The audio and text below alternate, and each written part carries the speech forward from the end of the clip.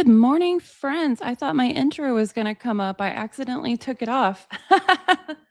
Thank you all for being here on a surprise live like this. I was up early and reading through some of the Epstein emails and just trying to decide which ones I wanted to present for a video. And there were so many where I was just like, what the actual hell? I decided to just go live and talk about them with y'all. Trying to get my fan right. Hang on. Hey, Stacy. Hey, Kathleen. Sam J. Squid Agents. Squid Garnet. Sorry. Said that wrong. Thank you all for being here on a surprise. Hey, Stacia. Hey, Crispy Dandy. Sorry, y'all. My allergies are still bad. It's one thing about a live. I can't cut out all my throat clears. Hey, Kelly and Dojo Cat. Okay, if you guys haven't seen it, there is a website that some programmers created, and it's called Jmail, jmail.world. And it accesses all of Epstein's emails from the files, but presents them as if you're signed into his Gmail, the JEE Vacations email, which is a weird thing for him to have. Like, I've never seen an explanation of why it was JEE Vacations. I assume for some kind of tax write-off for the fact that he brings everybody to his island for debauchery. I don't know. If any of y'all know, let me know. Hey, Laura. So this one is wild. The first email that comes up was sent August 13th, 2019 to him. And this is after he died. Let me Google real quick. Hear my aggressive typing. Well, you know, his official death date, if we believe that. Okay, yeah. So his official death date is August 10th, 2019. Hey, New Orleans lady and Christy. Christy Brown 48. Haley Sarah. Good to see you all in here. Thank you. This was kind of just a surprise because I was reading the emails myself, thinking about which ones to do a video on, and decided to just go live. Okay, yeah, so August 10th, 2019 is his official death date as we know it. And this came in August 13th, 2019 from this guy. I think he's a hacker. Let me Google real quick. Who is Cody Rudland?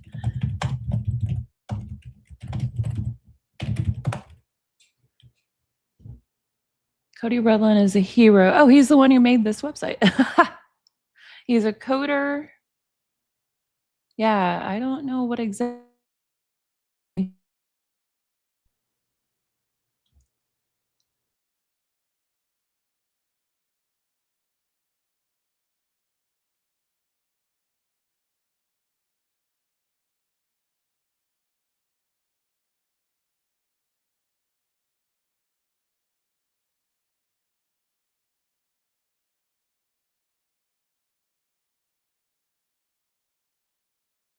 The emails. That's why I was going live early, partly because it was finally loading them. Okay, here we go. He sent an email with the subject, "You are dead, LOL, good riddance." Like, he clearly knew what was up.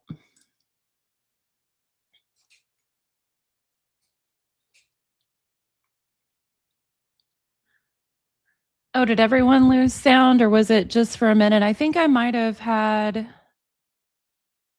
a problem, like a internet problem. Let me know if y'all still can't hear me. Testing, testing.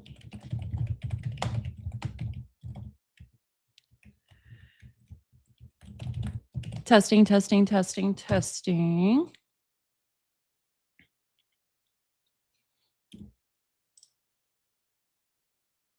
Can we hear, friends? Okay, everyone says all good now. Yeah, I think it was just a momentary internet problem when I tried to reload the email. Now, who is Cecilia Steen?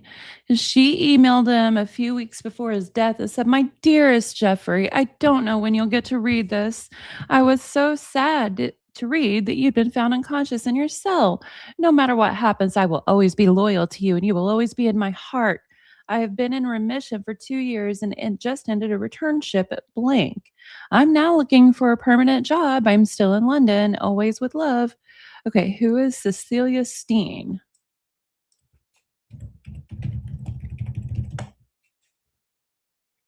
Who is Cecilia Steen? I don't know, friends.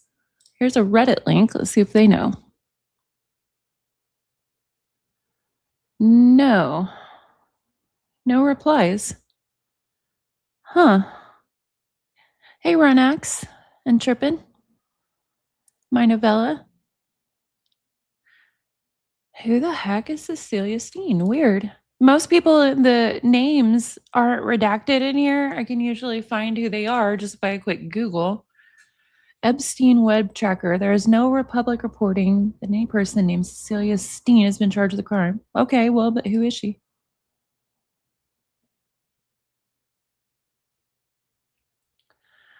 Um, yeah, I don't know, friends. We'll move on to another email. And I'm going to search some words. One that's really, really weird is if you just search the word fun, it appears to be a code word. Hey, Brandy K, good to see you. And another thing that's weird and something that made me just, oh my God, shake my head. Hey, Steph girl. Shake my head, roll my eyes, face palm, all that good stuff was it kind of looks like pizza might have been a code word. Like, I'm not saying everything from Pizzagate is right, but it does look like pizza is a code word. I'm just like, what the hell, for real? I mean, sometimes I'm sure they were actually making a pizza appointment, but these emails look weird, friends. So yeah, I thought this one was strange. Private and confidential. Conchita Sarnoff. Hello, Jeffrey. In light of what has occurred and my work as an advocate of traffic victims, I would like to learn more directly from you, your side of the story. Please, could we talk this week? And again, that was the month before he died, July 7th, 2019, almost a month to the day. And when we searched this lady's name in the emails, she is someone who wrote exposés on him, but she was trying really, really hard to get him to talk to her before he died. And I found that really strange. Let's see. There's another one here. It says, "Hello, Jeffrey." And she copied more of his emails on it. Like it's the JEE vacation and JEE project, a Yahoo email, and Christina Galbraith, which I'm not sure offhand who that is.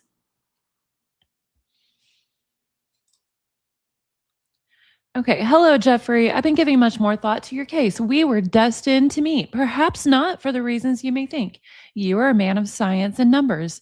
I am an advocate of at risk victims. We approach issues and problems from different directions in order to find solutions. Since we last spoke, July 2010, much water crossed under the bridge. I would still like to talk with you and learn your side of the story. Thank you.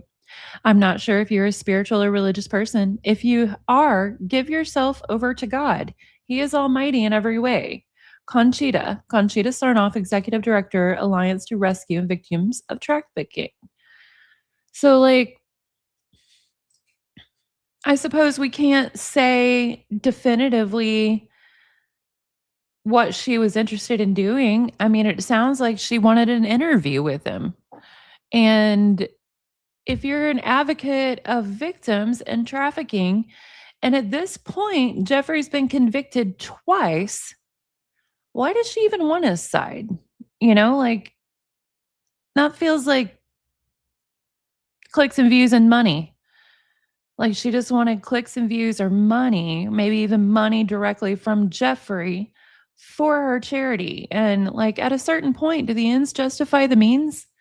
To me, that's not the same as the people in third world countries who accepted charity from Epstein, to get their kids' eyes fixed and stuff like that. Like, that's desperation. This lady's running a charity and writing exposés. Like, why is she interested in what Epstein has to say? Why does she think anything he had to say would be reliable? I don't get it. Maybe there are answers that I'm just not thinking of, but Crispy Dandy says, I went down the Podesta ping pong rabbit hole. Tacos, hot dogs, pizza were code words. Yeah, a few years ago, I would have been like, well, okay, I respect that you feel that way. But after all this stuff has come out, I'm like, you know what? I hear you. I hear you, you know? And I'm sorry that I didn't listen sooner. Wow. And I saw Laura say, to be honest, I never saw Pizzagate get legitimately disproven. Not saying everything is true, but it was too odd to just write off. They say it was debunked, but I'm not convinced. That's how I'm feeling. Because, yeah, there's a lot of crazy stuff said about Pizzagate that, it just clearly seems like somebody trying to start rumors. They probably did it on their blog or whatever, again, for clicks and views and money. Views are money when you're monetized. And so, but the very core of Pizzagate, which I was just looking up last night, was that emails were found whenever Hillary's emails from that insecure server were released. I believe it was through WikiLeaks.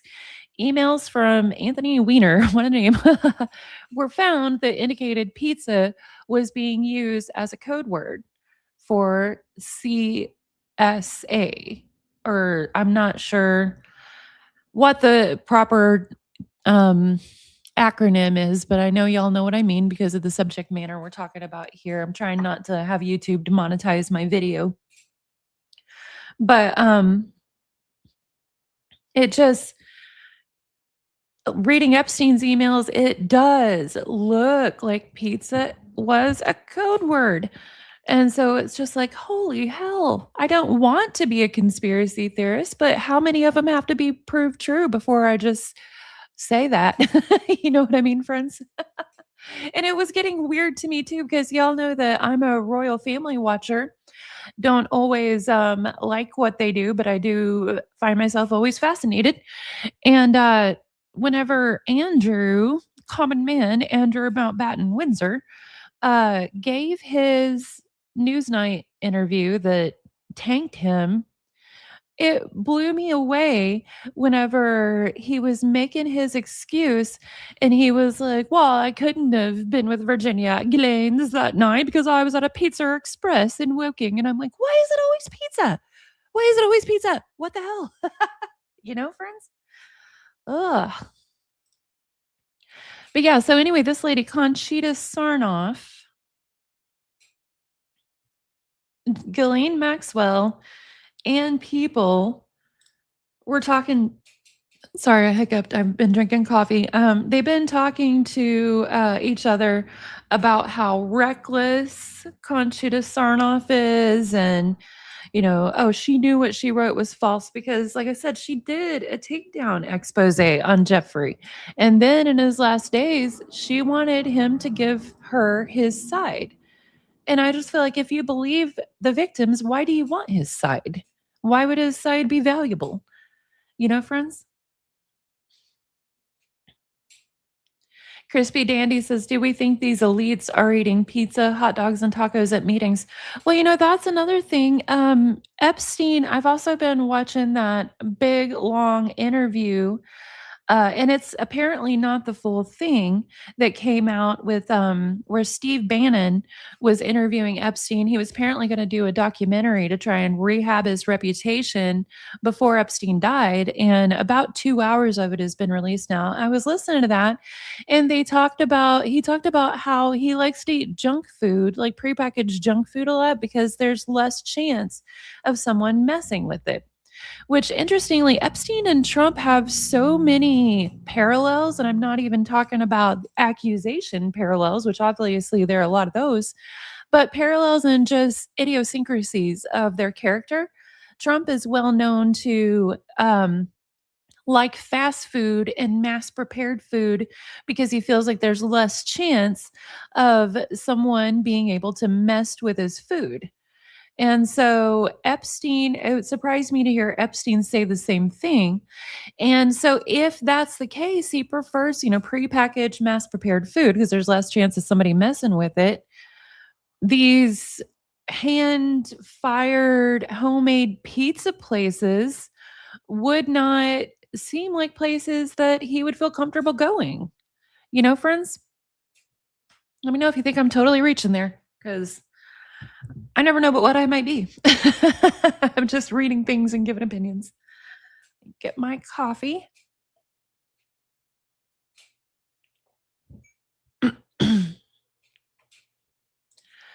Okay.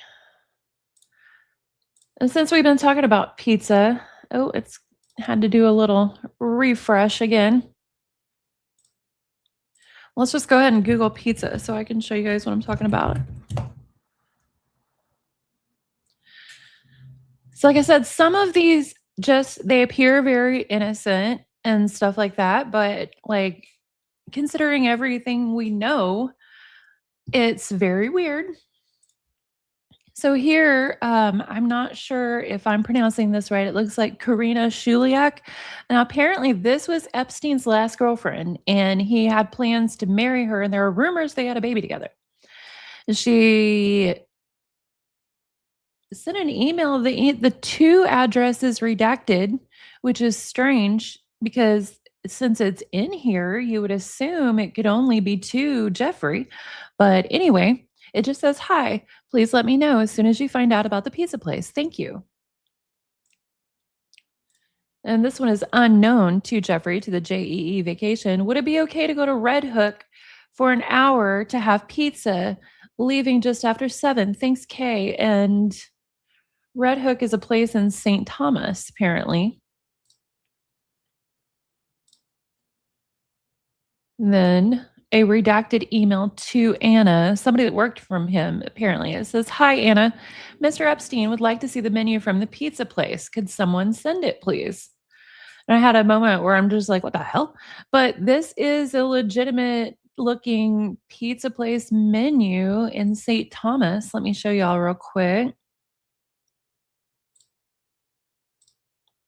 Hey, Sarah. Joy. Joy says she didn't get pregnant from what I've seen. I know you've been digging in too.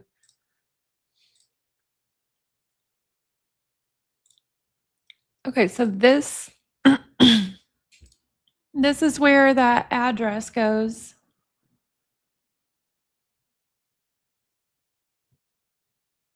It's pretty bare bones website, it appears. New products are coming soon. Stay updated. There doesn't appear to really be a menu, interestingly. Let me check the comments real quick. I think St. Thomas, Sarah, is pretty close to Little St. Jeff or Little St. James. No, Lord, Brady K says egg shape is a thing I want more information on. I don't know if I want that. Velveteen 689 traffic. Yeah, I agree. Trafficking. Yep.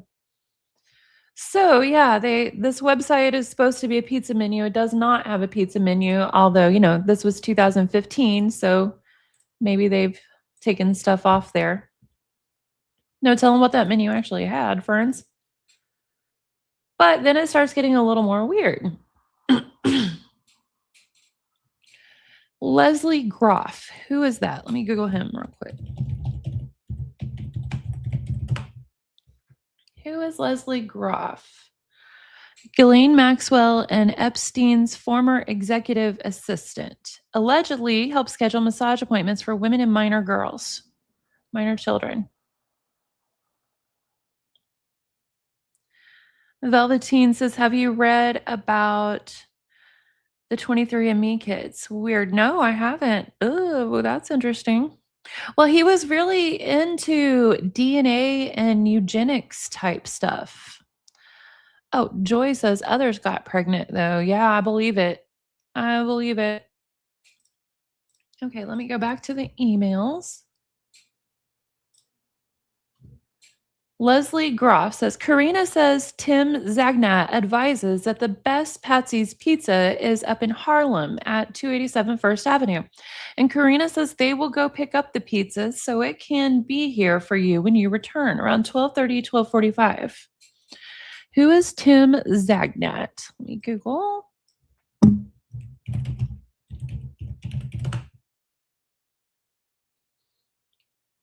Tim Zagnat, born 1940, American businessman, attorney, co-founder of the renowned Zagnat Survey, a pioneering consumer-based restaurant and leisure guide.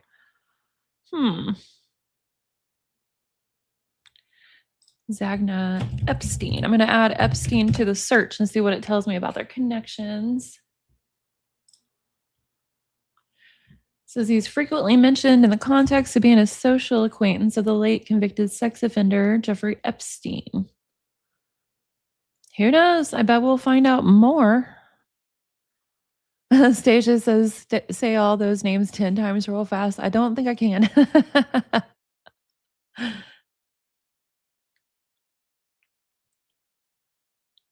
Okay.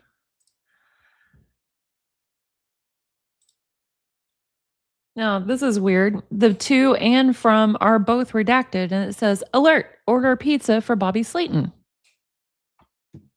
Now, Bobby Slayton, if I remember, is another person who has been accused and pictured in the Epstein files. Let me make sure I'm remembering that right.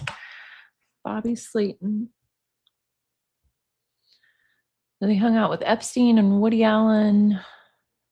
Yeah, I don't know.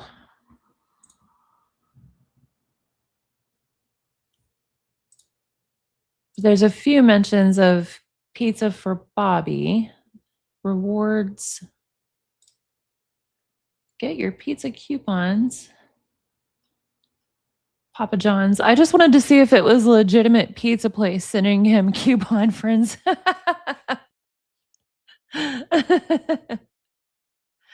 Kathleen, it kind of looks like it. It's just weird. Maybe we're reaching, but it looks like it.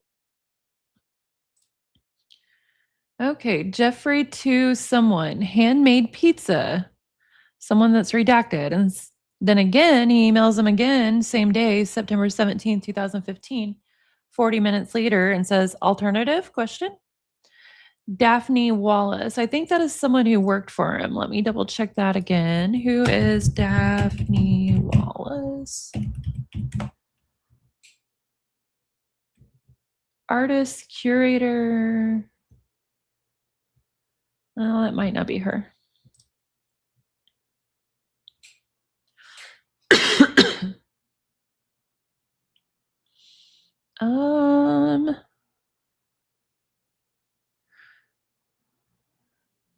Yeah, actually, it might be someone connected with art. I found an article that says she might have helped him procure some Saudi art. Yeah, Epstein's associate, Daphne Wallace, played a key role in managing logistics on the US side, while Chelmer Stouffer handled customs and clearance transportation. The shipment was labeled artwork from Saudi Arabia and included both inner and outer Kiswa fragments. I'm not sure if I'm pronouncing that right. Kiswa. So she helped him smuggle historical artifacts as art, is what it sounds like. Right, Love Shack Sarah, no one is this obsessed with actual pizza, although a lot of us like it a whole lot, but still, like, what?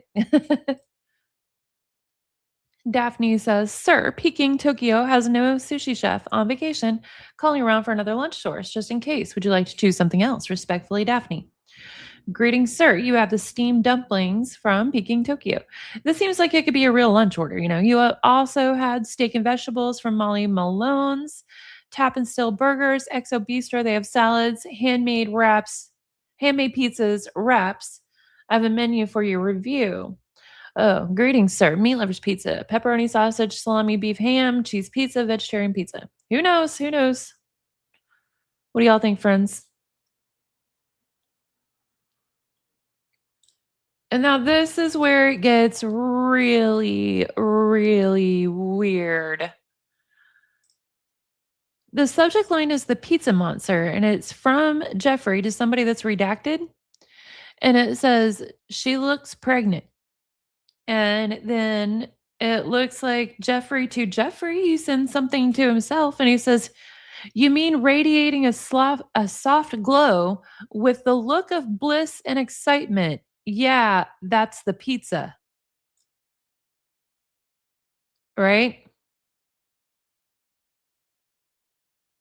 That's the pizza. We're talking about pregnancy, a soft glow, and that's the pizza. What the hell?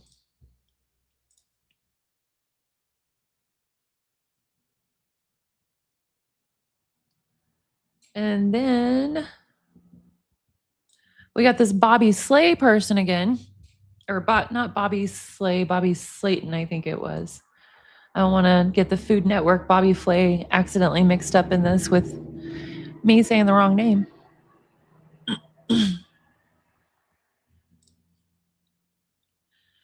Leslie Groff, the assistant, sends an email to someone that's redacted, and the subject is pizza for Bobby. I know Bobby loves Arturo's Pizza on Houston, open at 4 p.m. I could send someone, Ojo, down to arrive 4 p.m. at Arturo's, pick up a large cheese, take to 301. Bobby says his day is busy, but might be back to the apartment sometime between 4 and 6 p.m. He is at the Friar's Tub for lunch 2 to 4, meeting a friend at 6 p.m. He also likes Patsy's Columbus and 72 and Jealous. Jeffrey says, okay.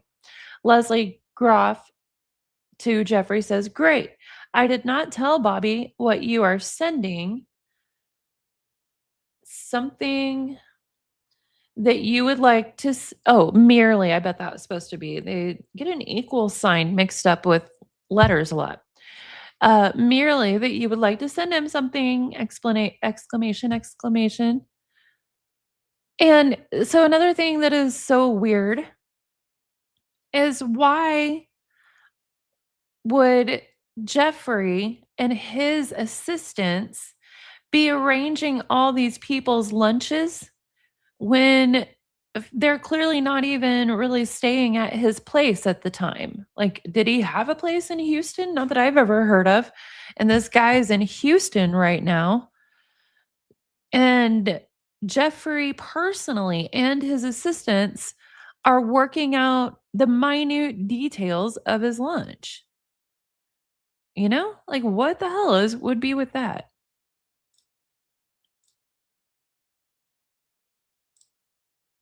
And then we got, from redacted to redacted. Yes, get home 28th, leave the first. Jeffries. Oh, this is to Mr. Pitbull, it looks like, which I assume would be Bobby Slayton because his comedian name, I think, was Mr. Pitbull. And he says, will you be out in LA April 29th, 30th? And Jeffrey sends again to someone redacted and just says pizza. Same day, nothing else. About almost 2 hours later. No other words, just pizza. After asking if he'd be out in LA.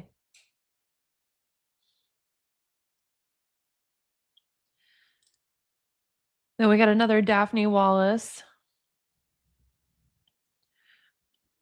to redacted.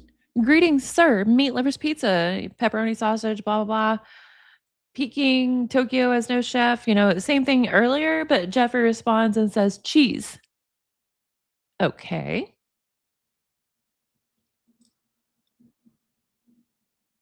And that's the same emails we saw earlier, handmade pizza and alternative.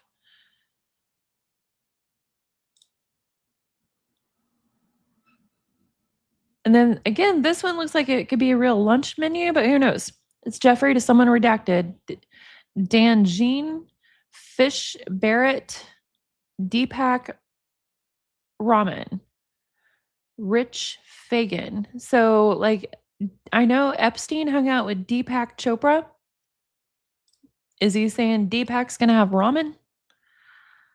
I don't know, I assume. And Leslie Groff says, "Is Dr. Fish a doctor appointment or fun at your house?" He replies and says, 12:30 pizza place. Fun at your house, you know? Dana Iglesias, yeah, it's kinda looking like it.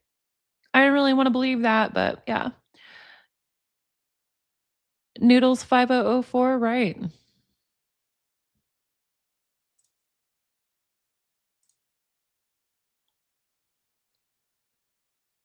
And oh, that's the same one.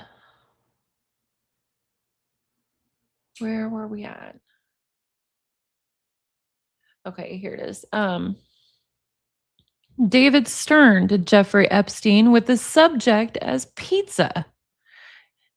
But the email says, "Can I talk to Sanjay Hinduja?" I hope I'm saying that right. "Owner of Gulf Oil Limited about API. If yes, what are the deal parameters? Acquire 100%?" What the hell's with an email like that with the subject of pizza? You know? Let me Google who David Stern is real quick. Who is David Stern?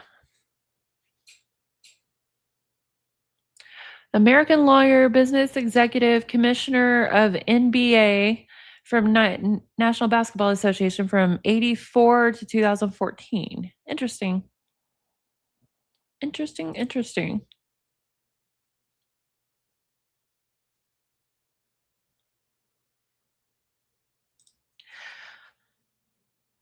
Yeah, Kathleen, it doesn't make any sense. Yeah, Joy, I heard that. Ghislaine's in Bryan, Texas.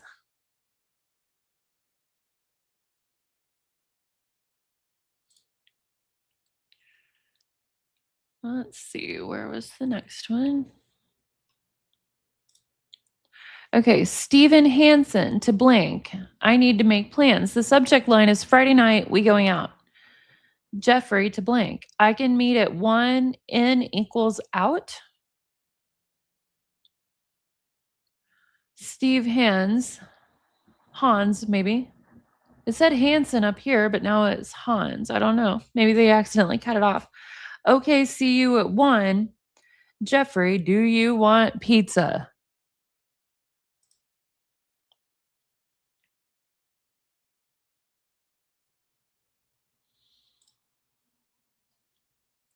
And then we get another like that, "Do you want pizza?"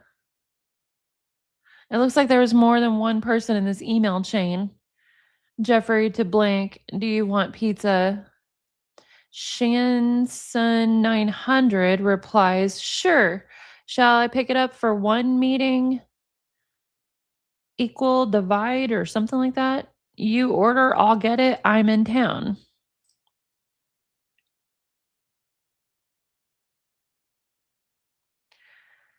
And someone named Bryce Gordon. Who is Bryce Gordon?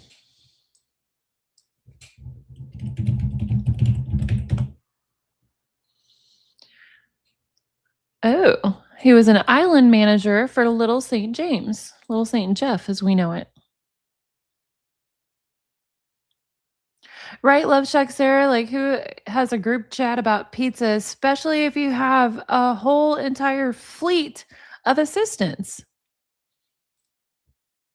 So, anyway, Jeffrey says to Blake, "No ham for guest stew, pizza, pasta?" Question. Bryce Gordon says to Jeffrey, "Jeffrey, the following is in the fridge for tomorrow's guests: beef stew with carrot, parsnip, mash, meat sauce for pasta." Who knows?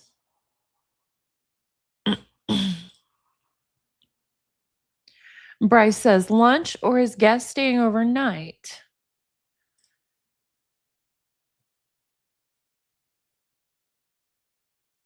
Bryce says again, "Half stew, will prep meat sauce for pasta. Anna, can you come to kitchen to discuss?" Like, yeah, it seems like email was their primary method of communication, even though they had obviously phones, cell phones, intercom systems around his island, walkie talkies. Like, we've seen all this.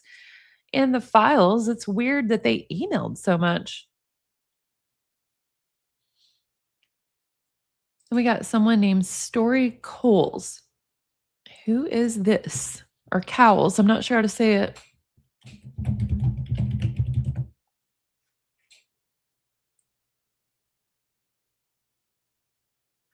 Google says there is no individual named Story Cowles.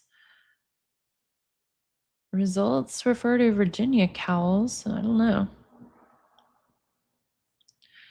There's something here called Cowles Company, American Diversified Media Company out of Spokane, Washington. Wonder if it was something that they were doing a story on. But the email says, "How you doing?" And then redacted both to and from. "I'm okay, tired, I need food. How you doing, boobs?" What? Story Cowles to redacted. "Doing good. Gonna eat leftover pizza. Smile. Smile. Want to see HP tonight." What?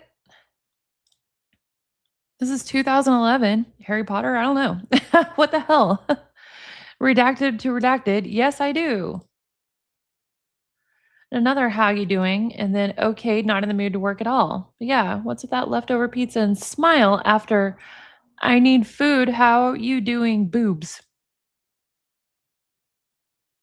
Weird.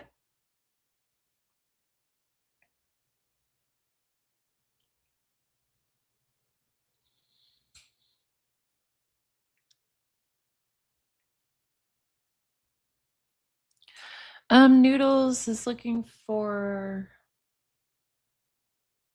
a couch or bedspread. They have shown some chairs and stuff, but I'm not sure where particularly you're looking.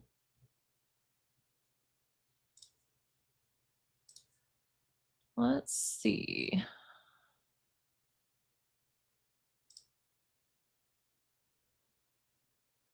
Oh, in that same email chain, someone named Sarah K comes up in the Story Cowles email chain. "Running out to Carpet Place in Leah's soon. Poop." What the hell? So weird.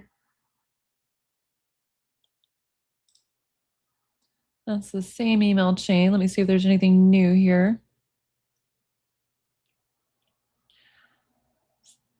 "Yeah, I'm having trouble focusing today. Super, you think a seven-ish movie. That's what I would like." Very boring.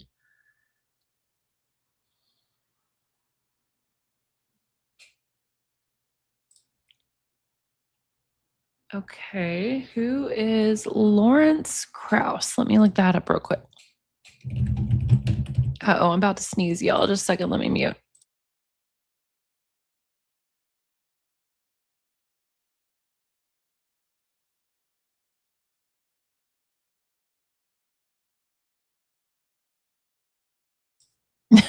Sorry, Noodles.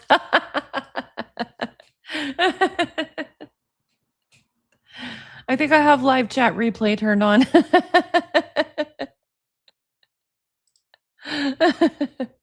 They should be able to tell. Your NSA agent if he watches our live stream here. Okay, who is Lawrence Krauss? I got distracted by my sneeze. Canadian American theoretical physicist. Oh, Lord. Cosmologist and author, known for his work on dark matter and general relativity. Oh, yeah. Epstein was really, really interested in dark matter and general relativity. And y'all, he rambles about that stuff so much in that interview with Steve Bannon. Goes on about the possibilities. It sounds very much like, to me anyway, as an elder millennial, it sounds like a stoner in the early 2000s who just watched What the Bleep Do We Know? You remember that movie about theoretical physics or quantum physics? That's what the Bleep Do We Know was about. It was about quantum physics. And everyone who watched it all of a sudden felt that they knew more than everyone else. And they would talk very vaguely without ever finishing the thought. Oh, man. Oh, Lord. Kind noticer, I'm afraid. Hey, Shorty Pie.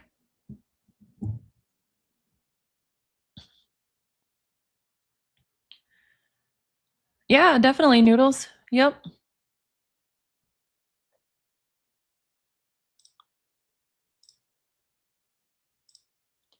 Yep, yep, yep. Okay. Anyway, so this Lawrence Krauts guy, the email chain subject is just FYI, and Jeffrey's from Jeffrey to someone redacted. My science or NY Science Festival, TED, Foo, etc. Lawrence replies to Jeffrey, NY Science Festival, rarely for a single event. Their largest auditorium holds about 800. TED doesn't specialize in science. Lawrence says, got the details on tickets, just FYI. Sold $24,000, 154, comp zero. Not many places in the world where you can sell $1,641 seats for science, I'd wager. Nowhere. And then Lawrence says to Jeffrey, this is same day, March 24th, 2015. He says a little bit later, P.S. It looks like he left off a letter. UST. Ust told me the pizza got eaten, not to fret. Smile. What the fuck? Why would he care if the pizza got eaten or not if it's not a code word? You know what I mean? He's a billionaire. I don't know. It's weird. Noodles, I'm not sure about that. I haven't seen any emails presented in the files as drafts. That doesn't mean that they're not there. I don't know that the Gmail website pulls in drafts if they're there.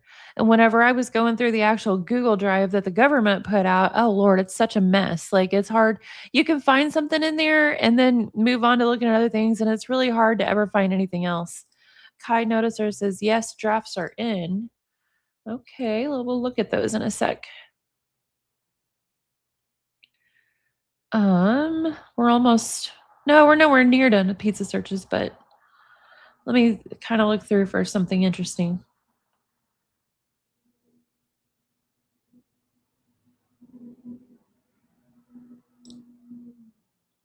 Okay, we got Leslie Groff again to Jeffrey Epstein. Bobby arrives around 10 p.m. tonight. Do you want pizza delivered and waiting for him at 3:01 tonight? Or shall I do it for tomorrow? Smile. See, that to me definitely indicates once again that this is a code word, because if this was about a meal, then why would it be totally chill if the meal was delivered a totally different day rather than tonight? Because like you wouldn't offer a meal and then be like, do you want this meal tonight or tomorrow when someone's staying at your house, and not offer an alternative if they don't want the pizza tonight? You know what I mean? If you're feeding the person, it's just weird. Velveteen says, who thinks JE is still alive? I'm honestly just not sure. I felt like he was probably dead until the government released that video of his cell with a minute cut out. It's like, why on earth would a minute be cut out if there's nothing to hide? You know, and that it's supposed to be a very high security place. He was a very important prisoner at the time. Just doesn't make any sense. So now I'm on the I could be alive kind of fence. Like, I don't know. Hey, Brandy. Yeah, it really sounds like it is. It really, really does.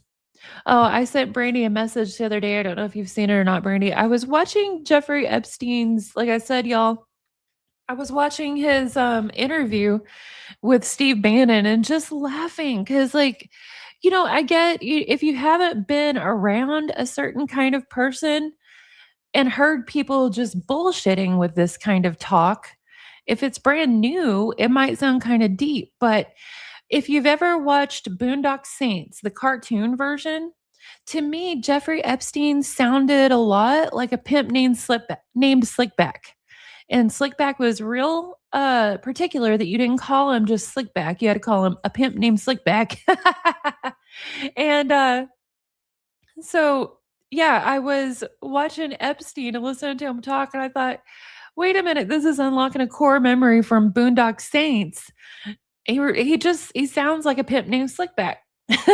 Like an old pimp, like an old stoner pimp trying to be deep and do everything he can to say without saying the actual words that, everything revolves around selling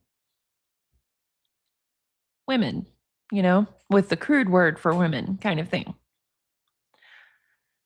Have any of you seen, oh, awesome, Brady, you got a good new grandbaby. Nice. Have any of you seen the old Boondock Saints? Any of y'all know what I'm talking about with the pimp named Slickback? If not, Cat Williams. I'm sure everybody knows who Cat Williams is, the comedian. He did the voice for a pimp named Slickback. He was so good. But yeah, he just reminds me of like an old stoner pimp sitting around trying to talk about how, money isn't real and the world revolves around, whatever, blah, blah, blah. Cara Bear, can I ask an honest question? Why are we torturing ourselves reading these? They're absolutely disgusting. And what are you going to do about it? Just curious. Honestly, I feel like that the justice system's not going to do anything about the public names that are obviously in here. And as people who do true crime commentary, we have an opportunity to name and shame them since all this is out there. If no one else is interested in that, I totally understand. And if they don't think it's worthwhile, I get it. But that's my feeling on it. As commentators, that's something that we can do since the information is out there. The government's clearly not going to prosecute these people. I'm not, don't anyone take this wrong. I'm not defending Ghislaine, but it is wild that the only person that really seems to have gotten prosecuted is the only woman accused. It's crazy. Yeah, I kind of feel the same. My novellas. I don't know that Virginia even committed suicide. I have to wonder. Hey, Lexi, doing good. How are you? I got to meet Lexi at a CrimeCon. That was so fun. Let's see. Crispy Dandy says, "Can you search the word handkerchief?" I will here in just a second. Noodles, and be more aware of who these people are and how they operate. Yeah, a lot of these people are so big and ingrained in science and business and charitable operations that I really do feel like it's important for, no one should be forced to know this stuff if they're not interested, of course. But I do feel like it's important for those of us who are interested to know because we could, all of us, end up donating to a charity or doing business with these companies even at very low level by like buying products or investing in stock. Yeah, you're welcome, Cara Barra, no problem at all. I always appreciate when you guys ask honest questions that I'm glad that y'all have the trust to know you can ask me something. I'm not gonna freak out on you. You know what I mean, friends? But yeah, like we could all be doing business with these companies at even at a very, very low level when we really don't want to if we're just not aware. You know what I mean? Not something that bothers me, especially since we make a point here on the channel of donating money, and so many of these people are involved in charities that still have a good reputation. And we wouldn't even know that the people in charge of them are all kinds of involved with Epstein without information in these emails and stuff. Vanessa872, I'm so glad you know what I'm talking about with the Boondocks. A pimp named Slickback. I hear you, Joy. Me too. Yep. Definitely, definitely.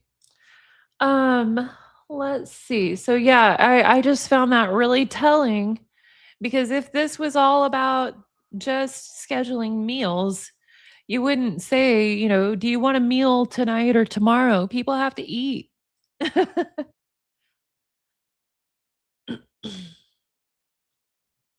Okay, I just did a quick scroll and I see a wild email chain here. Looks like it involves that same guy, Bobby Slayton. Subject. Oh, subject is Jeffrey Epstein. To and from are both redacted. Hello, Bobby. Hope you have been having a great time with you, honey. Reconfirming you will both come to see Jeffrey at 4 p.m. today. Do you know if you will be leaving tomorrow, June 1st? Thanks. And he says, leaving tomorrow early. And yes, of course, we will be there at 4. You need a pizza or anything? Ha ha ha. No, I don't need a pizza, but all caps. Thank you for offering. Wink face. See you at 4 p.m. And thanks on the appointment info. On our way, start getting ready. Point 40. JE is here and ready for you when your arrival at 4 p.m. Spiel. And that was at 3:47 p.m. And then about 6 hours later, another redacted to and from. Great to see you. So yeah, this Bobby and Bobby's honey were coming today to see Jeffrey at 4 p.m. And he's like, haha, you need a pizza? And they're like, no, but thank you for offering. Wink. And then on our way, start getting ready. It's weird, y'all. So weird.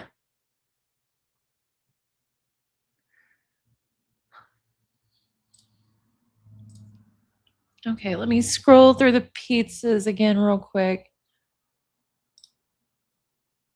Oh, here's the same about the pizzas in 301. Unknown to unknown, all caps, errand for JE today. Smile. Hi, Jojo. Jeffrey would like you to go to Arturo's today and buy a large cheese pizza for Bobby Slayton, staying at 301 and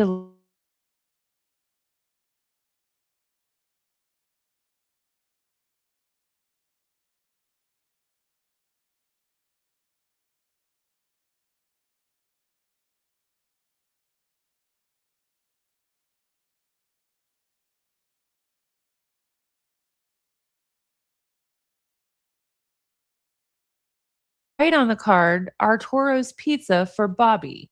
Confirm back to me. Thanks, blank. Luciano Fontanilla. Okay. Unknown to unknown. Let me know once done and if Bobby is not and if Bobby is there or not so I can tell JE. Luciano Fontanilla. Okay. Like, yeah, if this wasn't oh crap. It says I'm muted again. It doesn't show me muted. I can only assume that my internet had a problem again.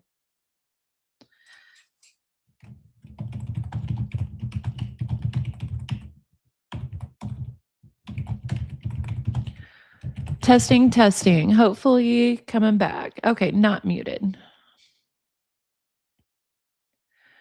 Okay. How much of that did y'all hear? I'm not sure where I might have went muted. But yeah, this Luciano Fontanilla, this, errand for JE today, very particular. You're going to deliver this pizza, confirm to me back. And the Luciano, okay. And then let me know once done and if Bobby is there or not so I can tell JE. So why in the world would Jeffrey Epstein care or not whether or not Bobby was there when the pizza was delivered and if he was actually, personally receiving the pizza or gonna eat the pizza? You know what I mean? Oh, thank you so much, Care Bear. I appreciate that. I just saw the super chat a while back. Thank you so much. But yeah, like if this wasn't any kind of code word, I just can't imagine him being so into making sure he knows the details of these people's eating habits, friends?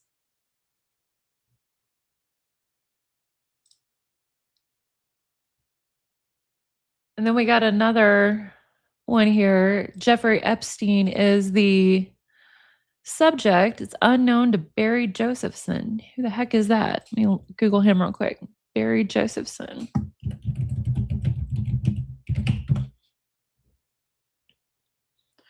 Prolific American film and television producer, founder of Josephson Entertainment. Oh, he was the executive producer of Bones. I liked that show. Okay, it says, "Hi, Barry. I understand you will be meeting up with Jeffrey today for lunch at 12:30. I still need to find out where and should know around noon. I will get back to you as soon as I can. Jeffrey Epstein." If Jeffrey was sending that email, he talked about himself in third person, but this is such good spelling and grammar that I'm pretty sure that was one of his assistants. Barry says, "Okay, smile." And then unknown to Barry, "Hi, Barry. Can you please meet Jeffrey at 12:45 on the corner of Lex and 83rd? You will then walk 1 block to a pizza place. Wink face." What the fuck, y'all? Oh, yeah. I really didn't want to feel like I believe Pizzagate now, but I do. Not all of it, but my God. Oh, I'm scared, Crispy. I'm so scared. Exactly, Noodles. Okay, so um I don't see a section of drafts. So if anyone knows how we're supposed to access the drafts, put it in chat. Hopefully I won't miss it because I'm switching back and forth between the tabs so I can see the Gmail better. Can't see it very good on StreamYard when I'm sharing it. Let me see what we got. It looks like they have people labeled where you can find them easily. Let's see what his attachments look like with a quick scroll. Hopefully we don't see anything that's inappropriate for YouTube. The heck is this? Artistic images. Uh, oh, I think this is in French. That's why I'm having trouble with it. Madame Larissa Azule Promo Hypermarket AG and Company KG. Monsieur Pierre Gors. Let me Google him real quick. Pierre Gors. Who is that? Looks like maybe an artist. Yeah, Pierre Francois Gors.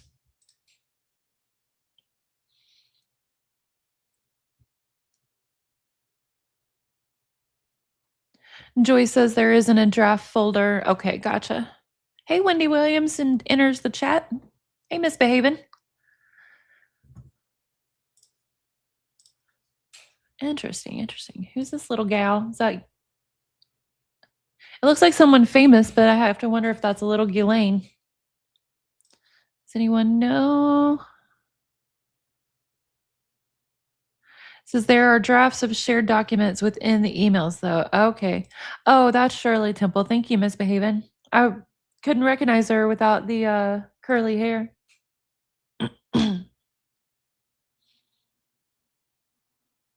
That's supposed to be Captain Morgan's tunnel or something.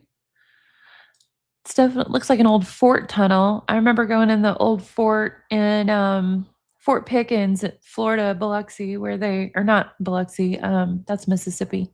Pensacola, Florida is where Fort Pickens is. They held Geronimo there, and it looked a lot like those tunnels. Huh. I'm trying to remember where this woodwork is from. I know I've seen it recently. I want to say an Eastern European country. Noodles, I think that tunnel was a old fort or army tunnel.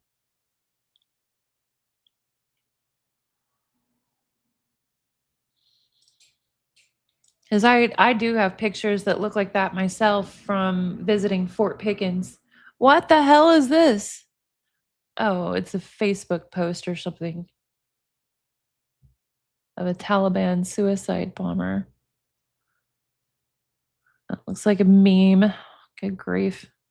Oh, this says dining area leading to sex. I don't know what the full name is. I mean, I gotta be real, y'all. This particular artwork doesn't look that weird to me. A lot of his does, but I've spent a lot of time in galleries. Some of this artwork is that's just modern art of the figure, the nudes.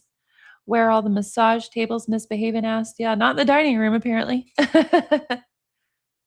Yeah, I agree. Crispy Dandy and Noodles, like it looked like a fort tunnel, but who knows? Who knows? The Salon Art and Design, Monday, November 5th, 2018. That was in New York, an invitation for something. What is he building here? I assume that's probably on the island. Making a retaining wall for something or other. Somebody trying to get him into a suit. Oh, wait, that's Ben Affleck's face, isn't it? I wonder what that was about. Propagation project? Feels weird that Epstein would care about a propagation project. I wonder if there's some scientific value to this plant that they're propagating or something or other, or monetary.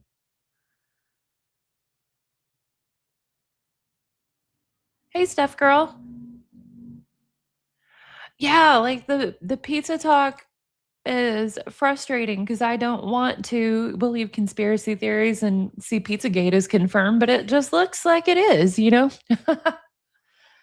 And I realized Pizzagate was way before Epstein and yeah, whatever. It's just it's like really apparently Pizzagate is true. ZOKNA. I don't know where that is. Looks like somewhere an Asian country maybe.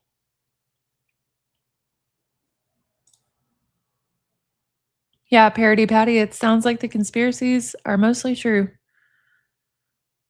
At least all the core of them anyway. Oh crap, y'all. Is that massage chair in the plane? Or that a plane seat with a little bed or something? Ooh.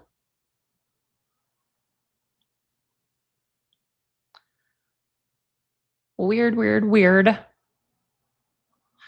Okay, I'm gonna take a break for just a second, y'all. Run to the bathroom and refill my coffee cup. I'm gonna put myself on mute. I'll be right back. Hopefully, the cats don't come in and give y'all any messages while I'm away for a minute. I'll be right back, friends.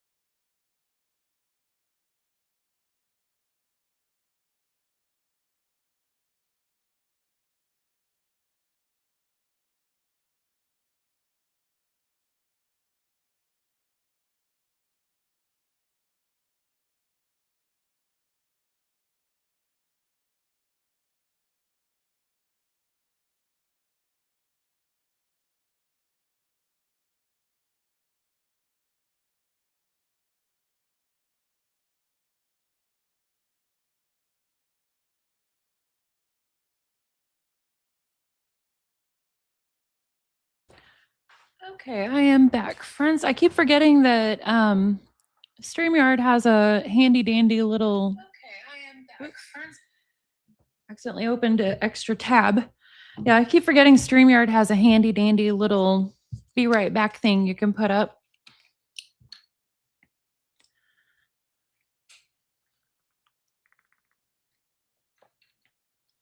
I'm kind of wondering if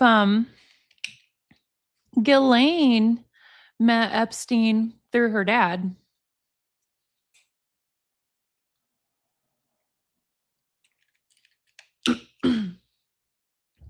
Sorry, friends, I was getting a drink. I haven't followed the Erica stuff.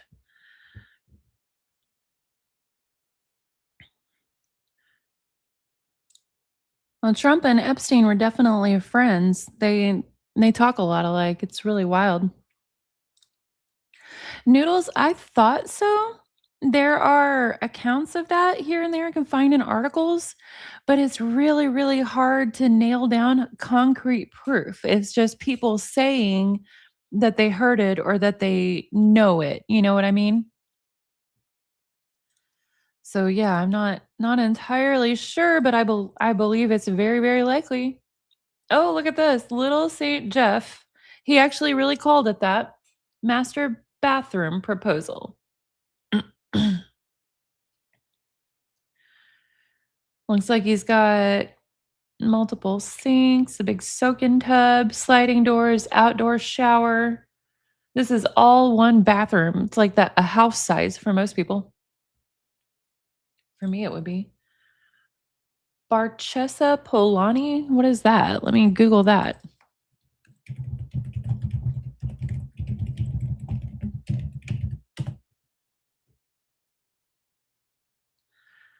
La Barchesa di Villa Pisani, restored 16th century UNESCO listed Palladian style farm building in Italy. Okay. Says it was transformed into a luxury hotel. Oh, Joy says one of his emails even was Little St. Jeff's. Oh, gross. Maggie says that pizza was talked about on Diddy phone calls. Of course. Yeah. Ugh.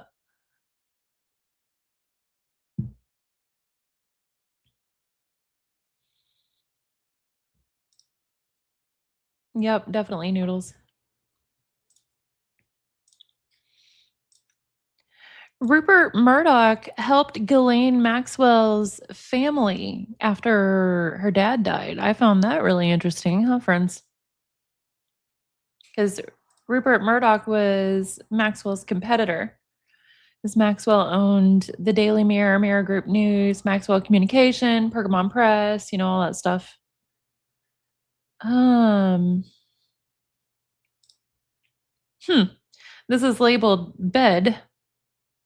I don't really see a bed in the picture though, do y'all? Unless this like maybe a Murphy bed that folds down and there's a whole hidden thing in this little square in the center. What do y'all think, friends? Yeah, I think so. Both Robert Maxwell and Jeff, in my opinion. Landscaping project.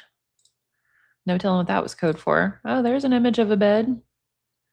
Very sparse.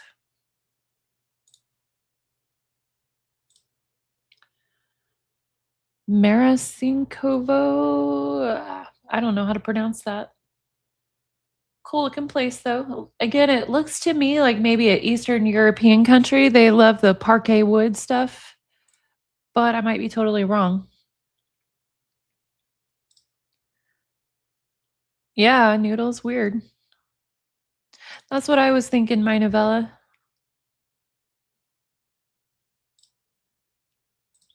I hear you, Kathleen.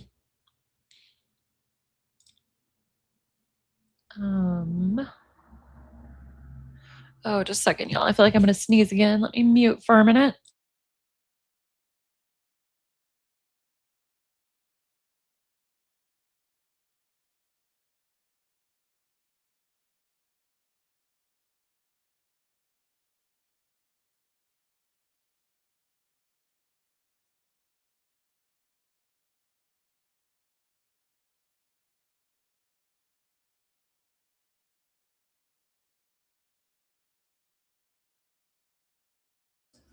Sorry, y'all, a little sneezing fit.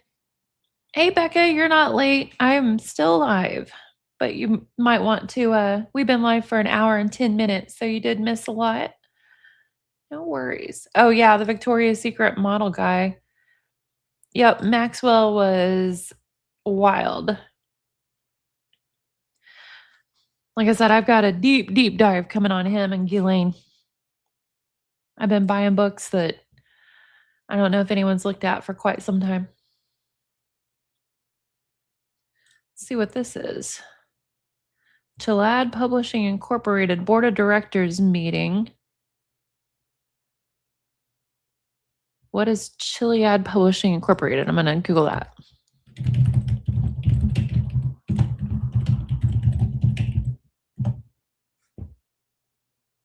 Virginia-based technology firm specialized in developing advanced scalable software for intelligent mining of structured and unstructured data, particularly for government, intelligence, and defense sectors. Okay.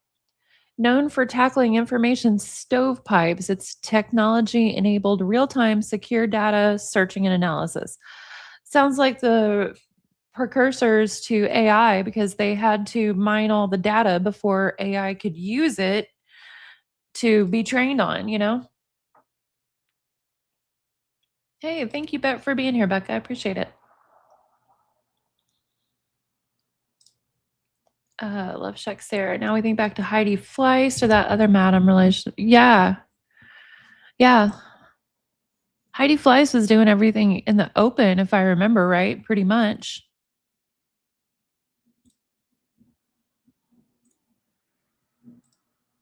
And I'm pretty sure, if I remember hearing right, everyone who did sex work with Heidi Fleiss consented to doing it. They wanted to do the work, unlike Epstein.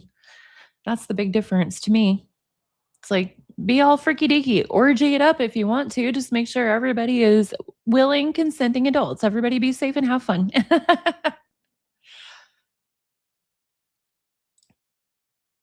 What is this, I wonder? Clearly something being built, but I don't know, just strange. More landscaping, owner's road widening. Okay. Let's see what this random PDF is. Lafayette Contractors LLC, St. Thomas. Regarding feasibility and cost of potential installations of power generation facilities in the island fueled by renewable resources. Technically feasible to use the existing cable to the island to obtain power and sell it back to the grid, provided that additional switching equipment is installed. Huh. He wasn't just trying to make his island sustainable, he wanted to make money off of the power that's the sustainable techniques he used generated.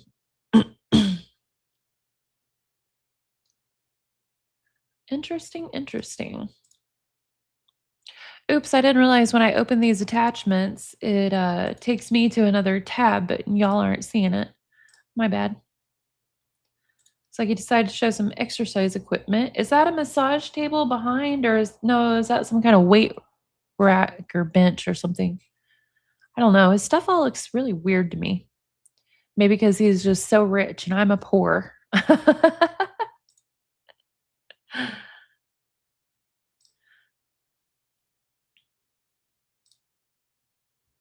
Yeah, I'm not a big fan either, Drew, but a lot of people are. I don't care, you know.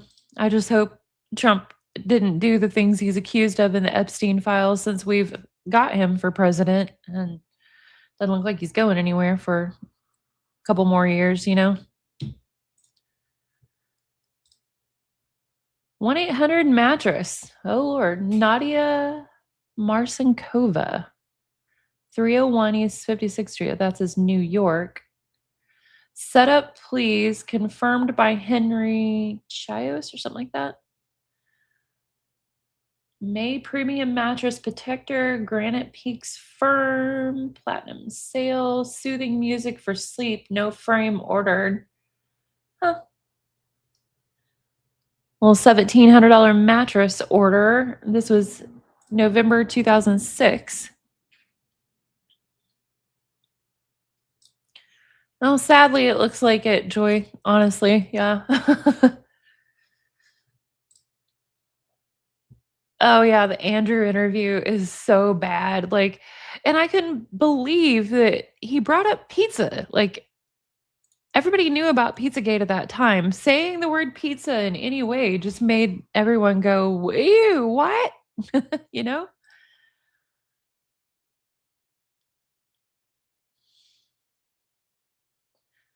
Wonder what kind of sculpture that was. Probably something ancient, if I'm guessing. It's somebody that he wanted to have staring at him.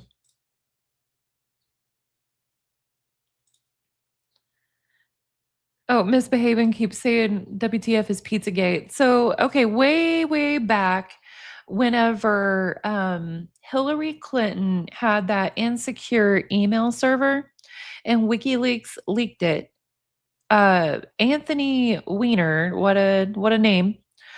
Anthony Weiner was some sort of assistant or something or other in the Democratic Party at the time, and he had emails that appeared to be code words ordering pizza, like what we just read with the Epstein emails, where it appears to be a code word for something.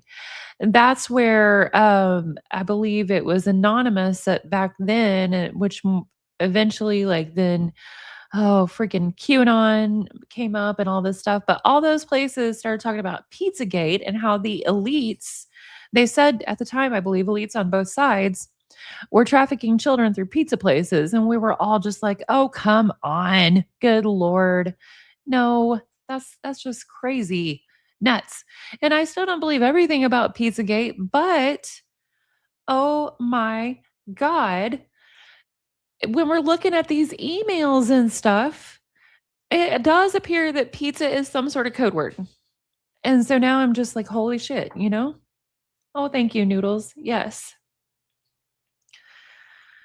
Yeah, right, Panda Butt? And why does Jeffrey Epstein give a single shit what his guests eat? Why does he need to know when they're having pizza and if they personally receive it? Did they eat it? Like, all this stuff, like, it really yeah. Yeah, you're welcome, Misbehaving, no problem.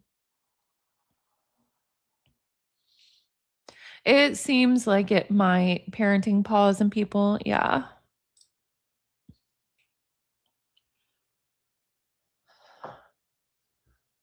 That's funny, noodles.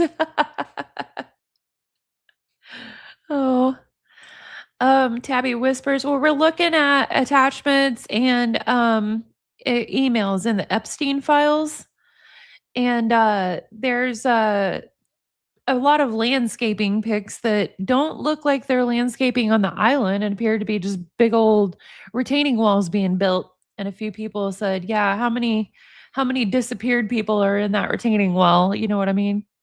Hey, Kimberly. Thanks everyone for being here. Okay. Noack Publications. Oh, that one did a download. I'm scared. I just accidentally downloaded something from the Epstein files. Better just open JPEGs from now on. You're welcome, Joy. Yeah, right, Drew. NP, fourth floor.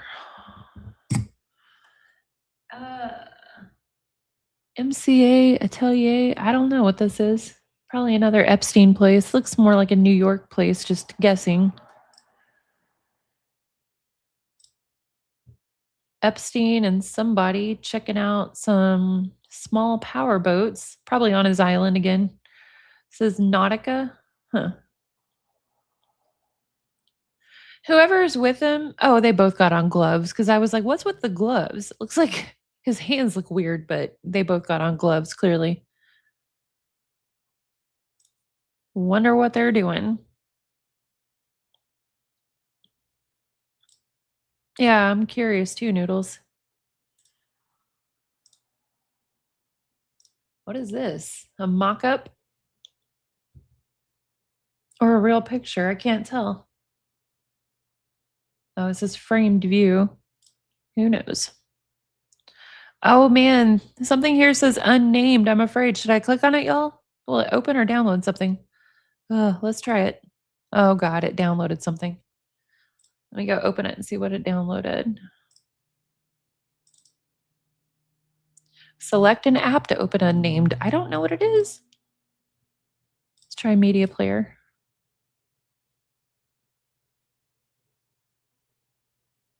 I don't think it's going to open it. Let me look at the properties on this file.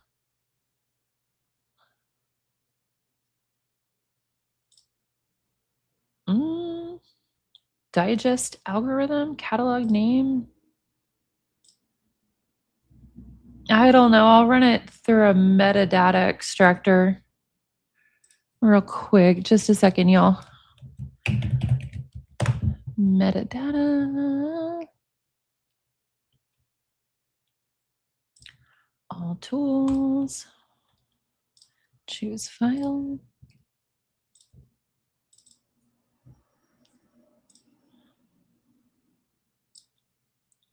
Yeah, that's a real concern, Velveteen, especially whenever the file says something like unnamed. You don't know what the heck it is. Okay, here's what it says. The metadata extractor says it's text plain raw header. It has nothing hardly in it, but there must be something. Here, I'll share with y'all. It doesn't even appear to have, it couldn't even extract modified or creation dates.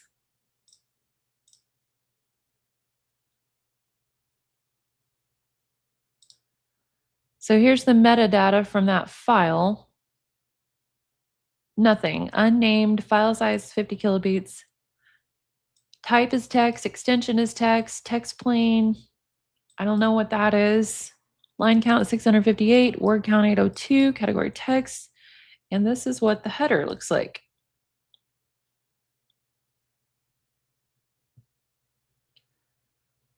So yeah, hardly any information. Our Gypsy Rose files give like 4 to 8 pages of metadata information whenever I put those videos in there. Weird. Okay, let me go back to the other screen.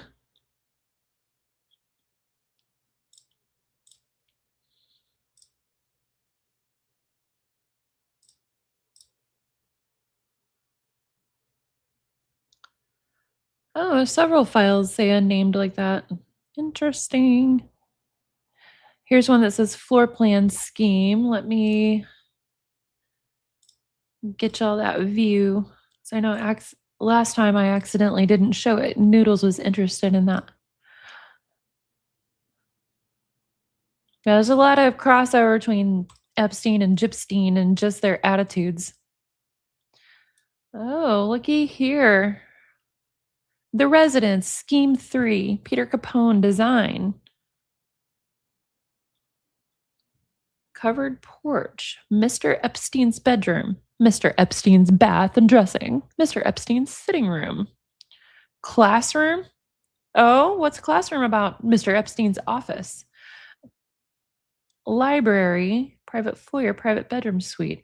Interesting. Like this whole little wing over here surrounds something labeled as a classroom. Living room over here, main entry hall, a private bedroom suite, service and support, living lounge, bedroom suite,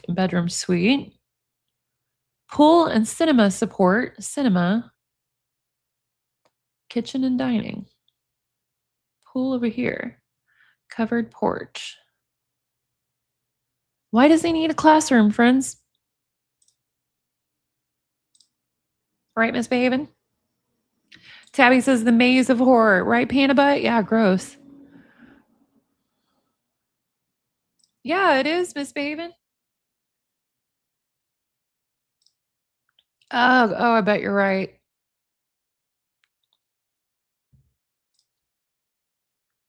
Oh, I'm so sorry, Alina. Yes, we all absolutely will. In all our ways. Okay, let me switch back to the other screen.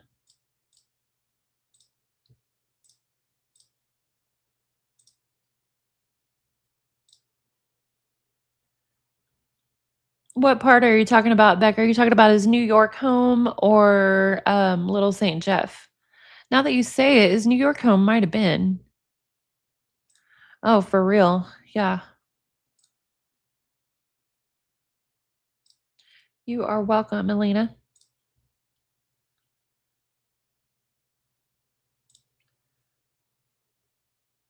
Hmm.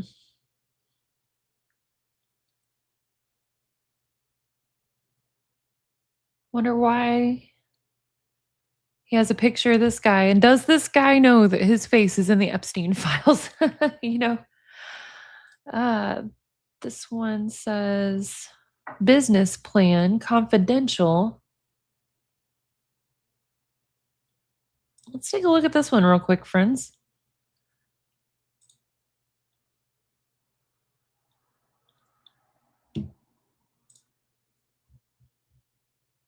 Because it's called Elderly Today.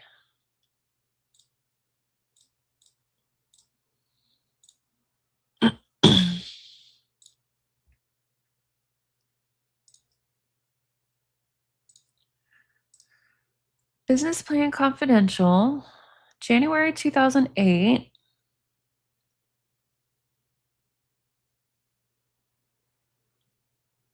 An elder revolution. Mission, opportunity, profiles of typical readers, editorial voice.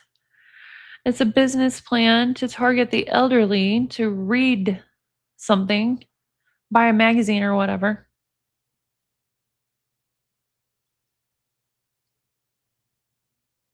I always hate any kind of business plan that targets the elderly, even if it's, just a magazine they might like. The elderly are just people that enjoy people things. I don't know, maybe I'm being too sensitive.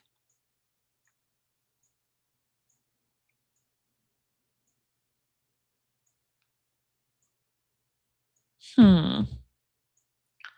Okay, let me switch back to the other screen.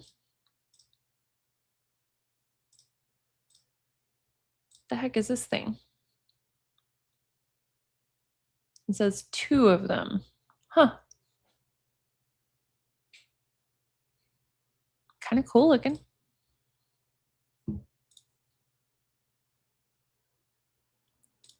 No, misbehaving. This is a website that some programmers created that is jmail.world, and it's all of Jeffrey Epstein's emails from the releases and put into a format as if you're signed in to his email. So it's not a real mail system at all. It's just a website that accesses all of Epstein's released emails in a way that's easier to read them. You're welcome. No telling who these people are, but clearly not someone who had to be redacted. Let's do a reverse image search real quick.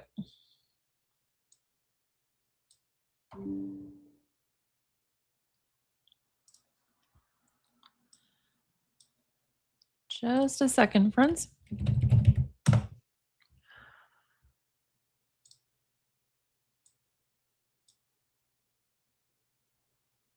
Oh, it just keeps opening it. Hang on.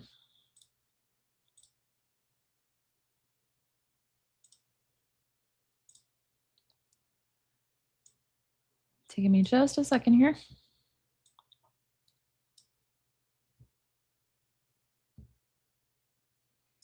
What am I doing wrong? Oh, forgot to actually open the image search part. There we go.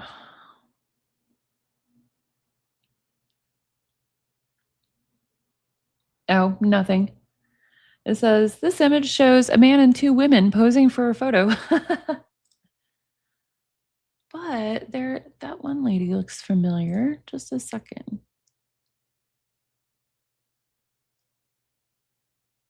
No, I don't think that's her.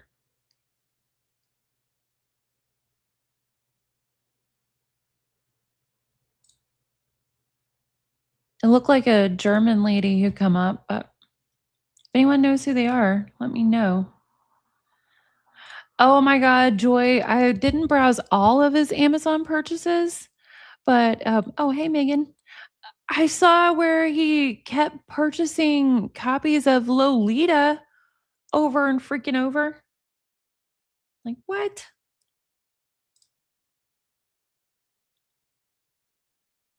I gotcha, Crispy. Thank you. He's It's like somebody's boat on his island. Maybe his.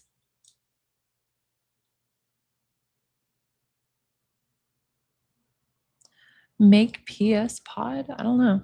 That's just a picture. What do we got here?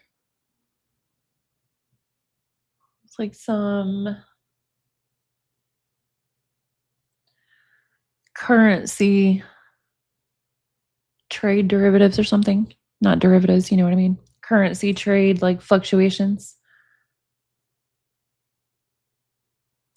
Oh, this is part of that contract that's in French for some artistic images that were probably stolen artifacts.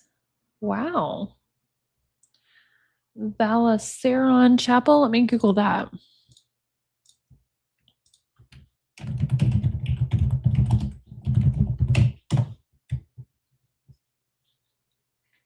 Looks like it's a well-known chapel.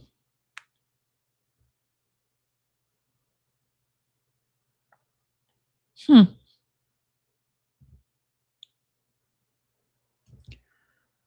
Weird. What is this? Furniture Clear Channel?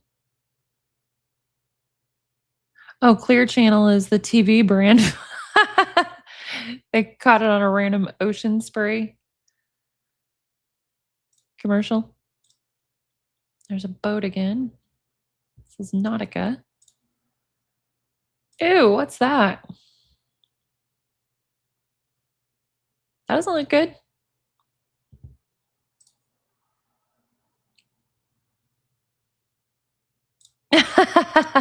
That's funny, Miss Baven.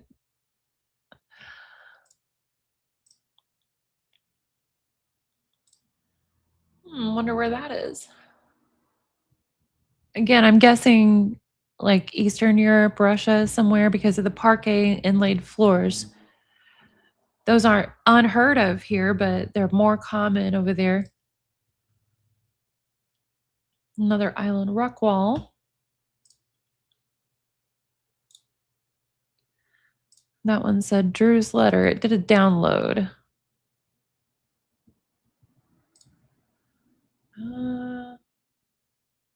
Oh, this is where he emailed someone about the case. Hang on a second.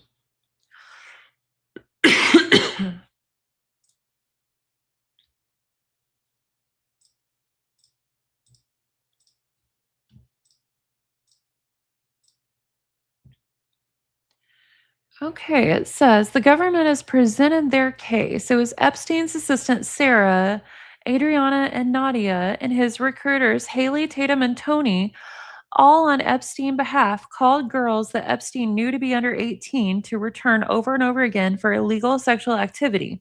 The phone was used to call these girls. It was Epstein's habit and routine to call underage girls to come to his house and then have prescribed illegal sex activity. Sarah would girl and ask the girls if they wanted to work. We believe the government believes that there was implied enticement or inducement because the girls knew they would receive money for coming to the house. The evidence is based either on testimony of the girls themselves, testimony that in many instances must be called into question as the girls have filed multi-million dollar lawsuits with a motivation to show illegal conduct on Epstein's part. Many of the girls read the inaccurate police reports on the internet before testifying to the FBI. Many have credibility issues separate and apart from this case. We are sensitive to the concern that has been raised that Epstein targeted just these sort of individuals who were less likely to complain. I don't know who this Drew person is, if they're trying to help Epstein or help the government. Let's read what it says. I assume maybe they're a lawyer. Dear Drew, we greatly appreciate the opportunity to have you review the case. We are aware that you have previously done SP prior to September of '07 and with a prosecutorial hat on, come to the conclusion that you would prosecute that case yourself. Now, with the hat of impartial policy reviewer, we realize that this is like any the prosecutor to accept Rule 29 motion. We think it important that this case be put into context for you. Epstein got massages every day. His assistant, we believe that the behavior here is fully described as the state had done as solicitation of prostitution. The solicitation statutes describe this conduct perfectly. Insert state definition. You should be aware that this case was brought to the attention of the FBI by the same police chief that, with a great deal of enthusiasm, called the state attorney and said this case will get more press than Rush Limbaugh. We believe he, like the U.S. attorney after him, initially thought this case had the trappings of a prostitution ring of international proportions, international travel, and other illegal behaviors. The facts could not be further from the truth. We are also aware that there have been that had there been no minors involved, we wouldn't be here. In fact, we were told over and over that if there had not been a 14-year-old here, the federal government wouldn't be involved. The 14-year-old transcript is attached. You will see she said she lied about her age and her school to both Epstein and his assistant, Sarah. She only came one time. There was no indica of federal concern. There are other minors involved, all above the age of 16. We are aware that the department aware of the department concern regarding underage exploitation. We applaud the effort to protect children from predators.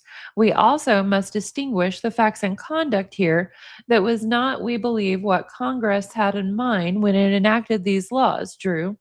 The facts simply do not fit the federal statutes. We are sure the department is aware that there's never been a case like this brought federally. We believe that the state's assessment is correct and that it falls under the rubric of prostitution. The numbers in and of themselves don't change that fact, as the priest cases and daycare cases attest. However, we would like to present you with both the factual recitation and its difficulty in trying to fit them into laws, as you know well.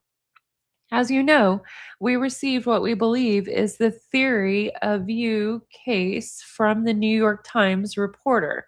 We will address how the facts form transcripts, message pads, testimony under oath, backed by circumstantial toll records, simply do not fit the intent or letter of the laws.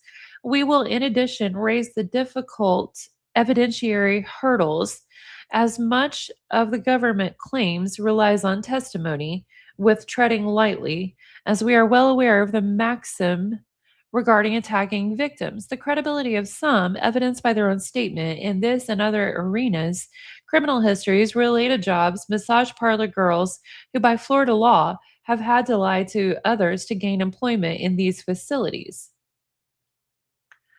Anyway, it gets really legal there for a little bit and then says, under the understanding of a potential for habit and practice to overcome the hurdle of no explicit sex activity and a theory of an implied inducement to fit into knowingly induce part of the statute, we will also address the issue of the third element that Mr. Epstein himself didn't use the phone, but either a co-conspirator or a innocent conduit was used.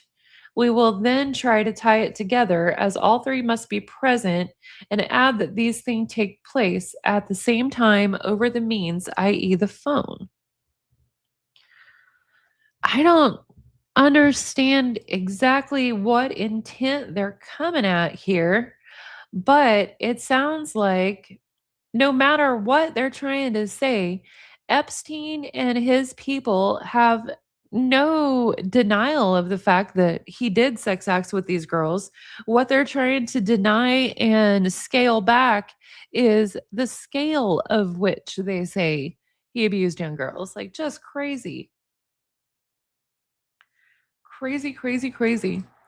Oh shit. No, I didn't, Laura. I'll have to check. That sucks. I like Harry Potter. Uh Scaled the wall of the Kennedy compound, knowing there nothing actually happened. That's so funny, Lenny.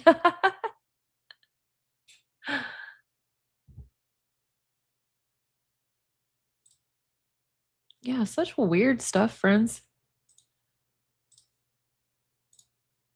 Okay, back to the attachments. Bronze. Huh, I've never seen bronze look quite like that. It's wild.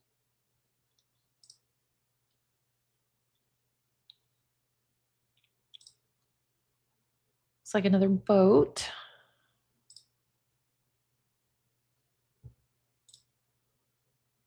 One of his modern art rooms. I'm trying to think of the designer of that couch. I recognize it, but I can't think of it.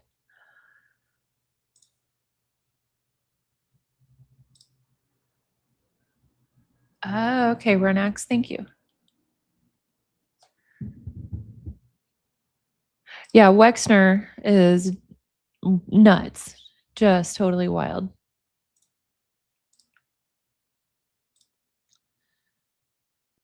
Is that it? Is that the Lolita Express? Lord. Uh-oh, this image forces you to download it. Let me see what that is. It's nothing.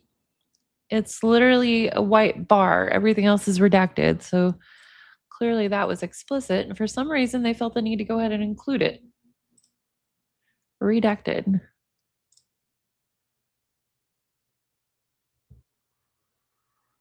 Weird, weird.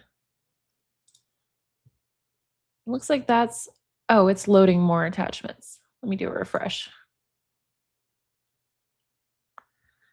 Had to do a verify your browser thing again. There's another bed. MSNBC.com is all that images. Manhattan, 2014. Is that Melinda Gates? That looks like Melinda Gates to me.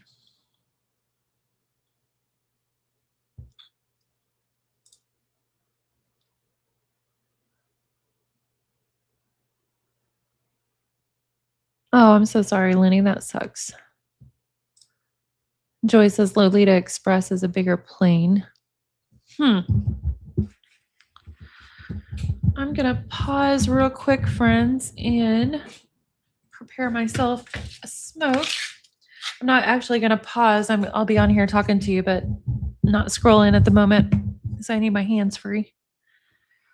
But have a smoke and discuss a few more with y'all here, and then I'm going to get off for the day. Because Starlight's going live at 11. Show more Epstein files, and that's always good. I don't want to miss that.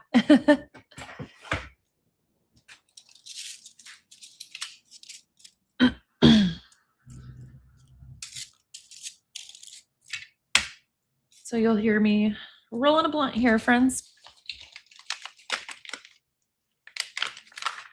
Oh, good point, Joy. Helicopters don't require flight logs.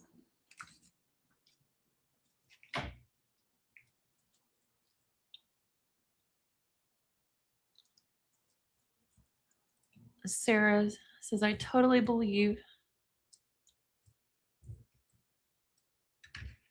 Marius Borg-Hoiby, 29, is total nut. His mom visited the island for dental work. Oh, you know what's crazy, y'all? Jeffrey was training one of his girlfriends to be a dentist. That's kind of a weird thing. Like, the Epstein victims, and I don't like to, question the story of any victim, but we're all here from the Gypsy Rose verse, so we know we have to. Yeah, you're welcome, Blue Aggie. Make sure everybody knows that Starlight's going live. Anyway, I don't like to question any victim, but like I said, we come from the Gypsy Rose verse. We know you have to question stories of victims who claim victimhood. And it seems to me that the victims that Epstein is always trying to discredit are the very young ones that got treated quite badly. Obviously, not that all of them didn't get treated bad. If any of them were underage, that's definitely bad. But some of the girls got all this training and privilege from Epstein that seems to cause them to feel differently from some of the others and make them not want to, be a witness against him anyway, even in his death.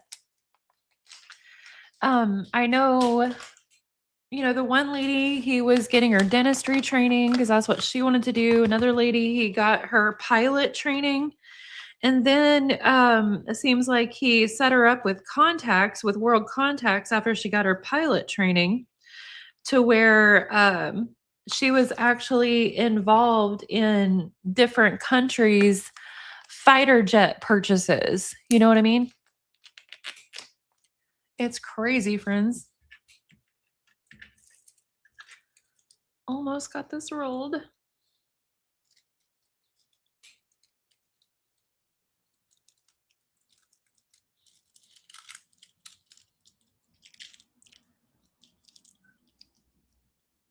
Yeah, isn't that hilarious, Joy, that Gypsy went on a podcast with that name? Because, yeah, true. No one should believe her. There's too much evidence against her story.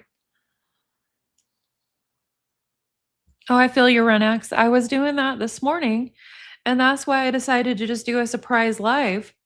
Because I was reading these, I started out looking for something specific, and then so much was catching my eye. I started trying to save a bunch of stuff for videos later.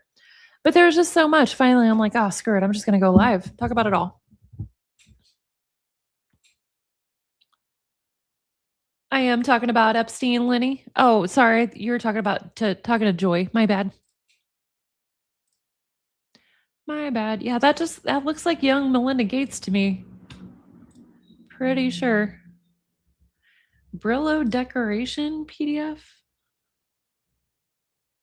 Oh, Jeffrey looking at some modern art. Let me show you all this real quick. Not super interesting. It's just weird,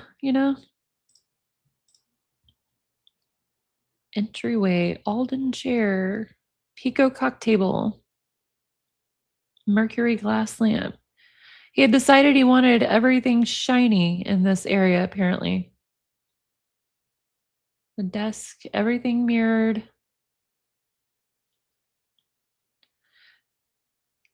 This style was popular in the 80s, like the leather seats with the silver metal arms.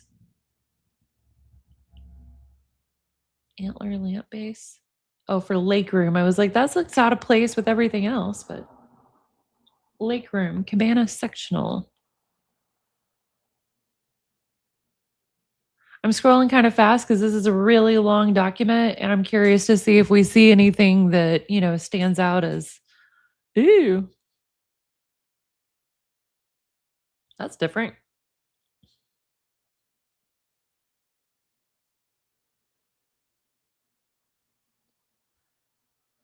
This is the type of furniture catalog that doesn't even have prices because I assume the people buying have no concern about whether or not they can afford the money. Mirror panels.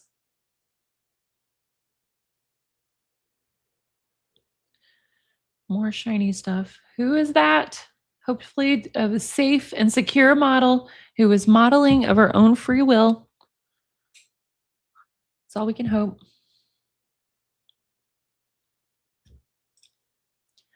Well, I don't think we're gonna have. Hey, Mandy JUK. Oh yeah, Wayfair. If this was Wayfair, I'd be going, oh my god. This doesn't appear to be too interesting, friends. Oh, that's a cool lamp. Oh, beds.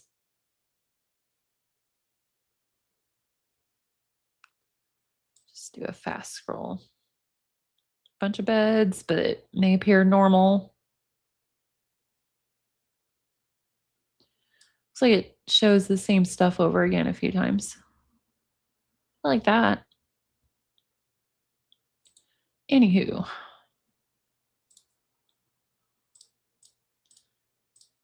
Go back to the emails. It's like work being done in a bathroom or a pool area or something. It's like an older kitchen. Like maybe it was updated in the 90s based on that green marble look. That's a pretty rug. Okay.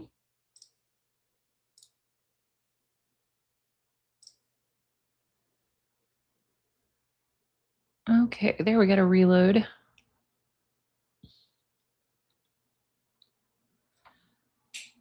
So I was through some of these earlier when it suddenly needed a reload.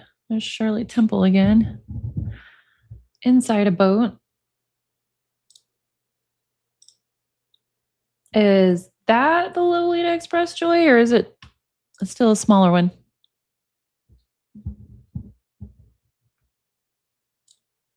Right.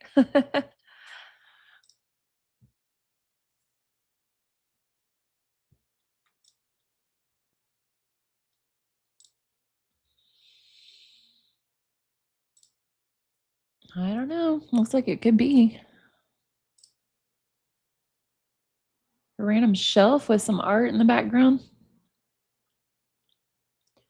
Why is the garage floor all got cardboard with blue tape all over it? Even the car appears to be pulled in on it, you know? Oh, I totally agree, Panda Butt. Totally agree.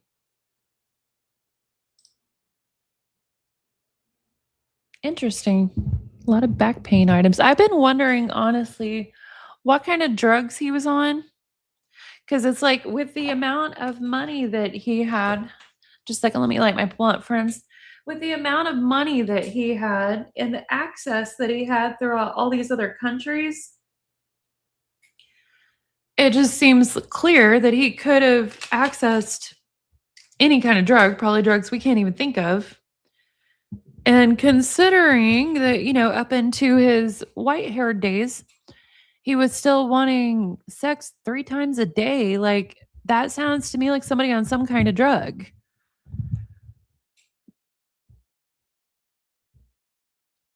More than, Viagra or something. Oh, yeah. I'd like to see that, Lenny.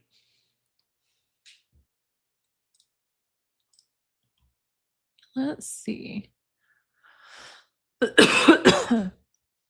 Some kind of movie here called Chimp on Penguins 1.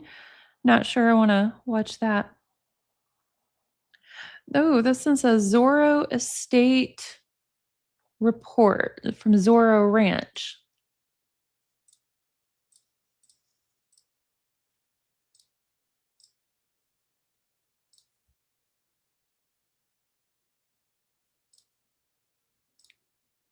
Zorro Ranch, I believe, was his New Mexico ranch where he wanted to basically have a baby farm.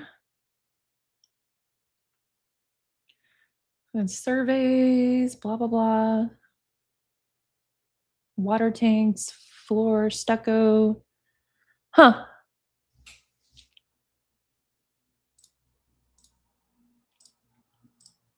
Doesn't appear to be anything interesting, but you never know. There's a lot of things with the Gypsy Rose emails that back in the day didn't look like they meant anything to us. And now that we have all the FOIAs, we're like going back over that stuff, like, oh my God.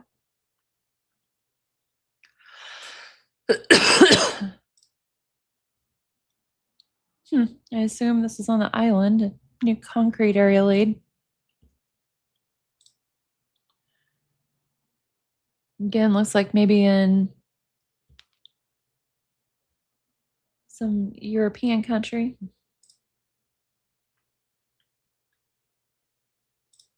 That says Nautica again. That boat looks kind of run down to me, but I don't know boats well. So what the hell is that? Is that like a destroyed innards of a boat?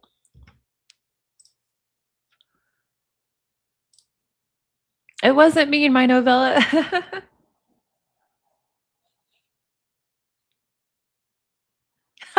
Right, Joy. Oh, man.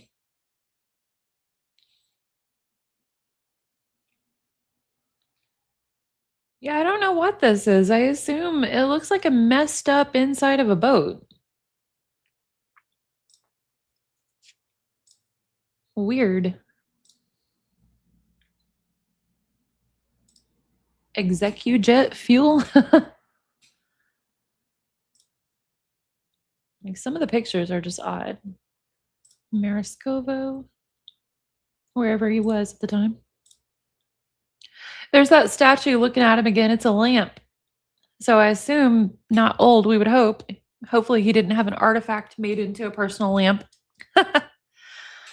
He's not the type to respect things, though, clearly. Not even human life.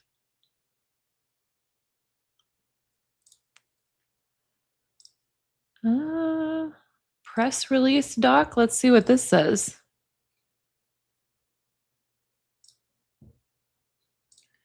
It's a Word doc.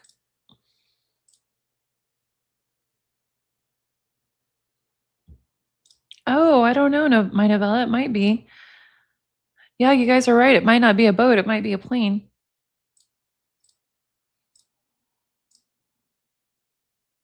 Oh, crap. Where did that doc open? Cancel.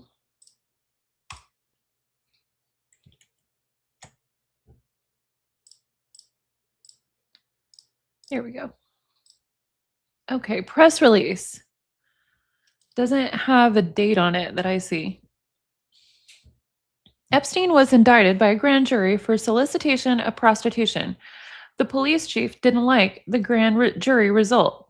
He brought in the FBI. They have gone after him for getting massages in his own home from local women, both over and underage. Some who now admit that they lied to gain entrance to his home. Some who admit working in the local massage parlors, having Epstein as one customer of many.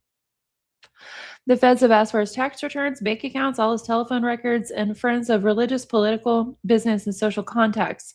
They have called his clients. They have sent, man, like this press release has the worst spelling. I wonder if Jeffrey himself wrote it. They have sent the FBI to his secretary's house late at night to threaten her. They have threatened to indict his 3 assistants for federal crimes, carrying 50 years in prison for doing nothing more than making phone calls to schedule massages. Nothing more. Girls in their mid-20s, who there are no claims did anything but schedule some local girls to come for a massage.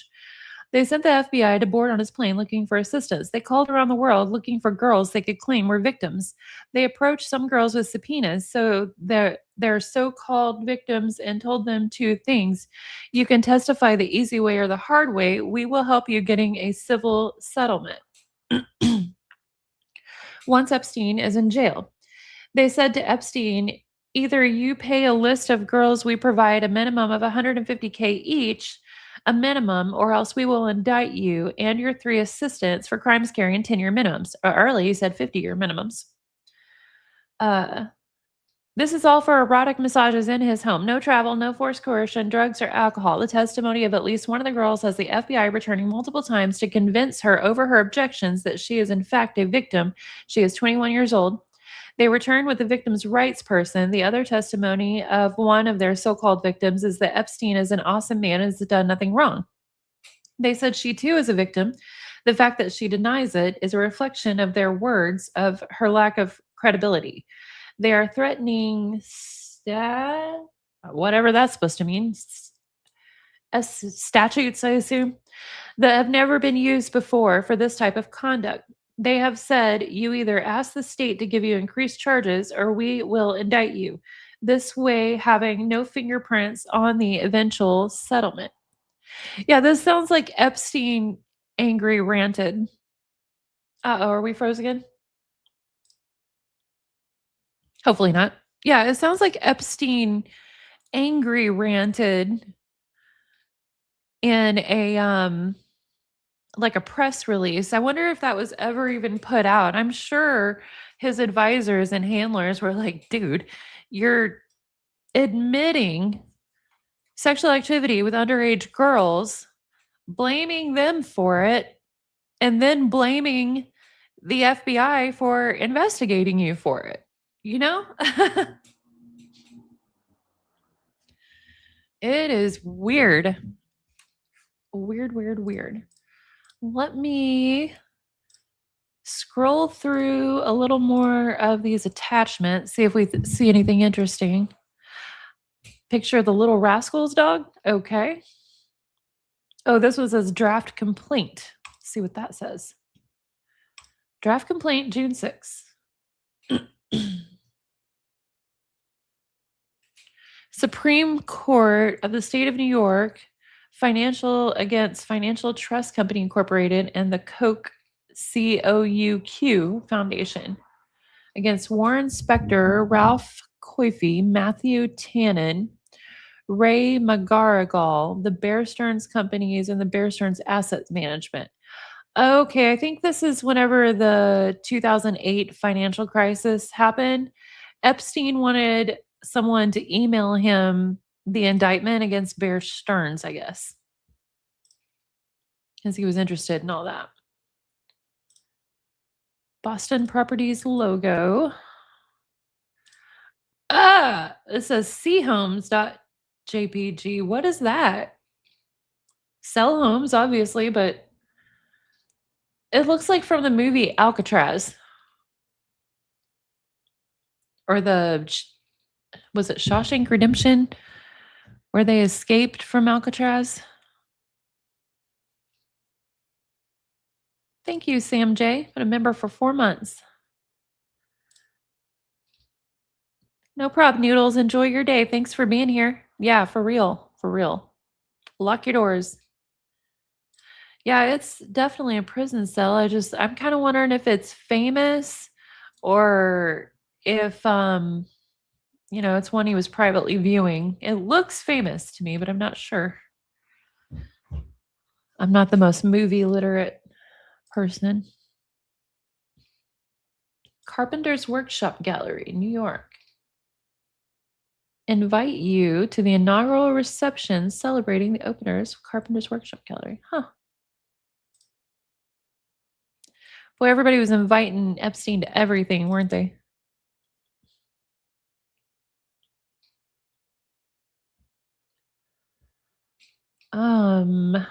What the hell? There was a document that said sketch doc. I opened it. Let me share this with y'all real quick. Just a minute. What is that? Tables? A mosaic table, maybe? Huh. Keep getting distracted by other things.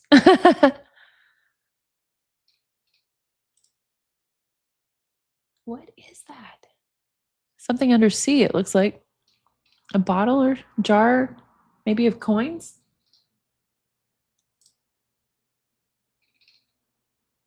There's a brain scan. Okay, I think this relates to the document I just opened, possibly.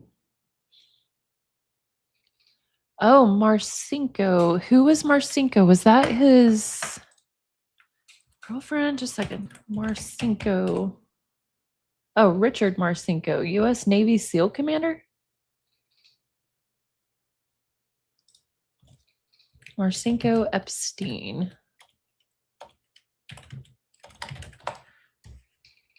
Nadia Marcinko. That's who I was trying to think of. Okay. Yeah, I think so. And I think Ghislaine learned how to pilot the submarine. Thank you, Joy. Okay, so it looks like he had Nadia's brain scanned. Now, Nadia, I believe, is one of the victims who we don't know what age she was, as far as I know, whenever Epstein got a hold of Nadia. But as from what I understand, she's really clear that she doesn't view herself as a victim and that she loves Epstein. Apparently, he helped her get her pilot's license and she's done really well with it. She's a beautiful, beautiful lady. So yeah, I don't super know how to feel about Nadia because I don't know what age she got there and she defends Epstein. So is she a Ghislaine? Is she a victim? I don't know. I know Ghislaine knew how to pilot a Subjoy, so and I didn't see any records of her owning a submarine, so I just assumed it was Epstein. That's what I don't know, Mandy J. UK, is how old Nadia was when she got with him. And, depending on her age, she may be brainwashed and not to be blamed. So, yeah, it just kind of depends because, like I said, I know no one wants to question a victim or survivor, but we're coming from the Gypsy Rose verse. In the Gyp verse, we understand that a survivor victim story can cover a whole cold blooded murder. You know what I mean? If it's not questioned. So, yeah, and I have to admit, I side eye Nadia a little bit. She's born in 1985, so she's very close to my age. We're almost the same age. I wish I had her skin and your little face tightening, but I'm scared to do anything like that. Uh, Joy says the chairs y'all were looking at on the plane refer to, oh, yeah, Ghislaine giving him a foot rub with her boobs. Yes, fancy pants. I was up this morning looking at, hey, chosen disciple. Yeah, so I was up this morning looking at the Epstein emails and I kept noting so many to save that I wanted to make a video about. Finally, I was like, I'm just going to go live. Oh, thank you, Velveteen. I appreciate it. So yeah, it looks like he had a scan done of Nadia's brain. So we know who Nadia is now, Nadia Marcinko. Let's go back to the attachments. See this here, Marcinko. Well, no, wait a minute. Maybe this is somebody else because it says 7/11, 1961. Nadia was born in 85. So maybe this is someone else.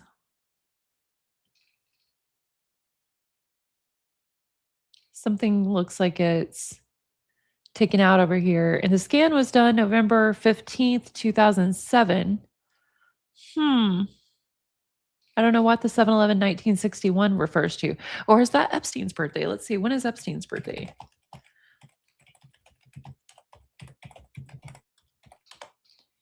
January 20th, 1953. Nope. 13-year-old girl. Oh, wow.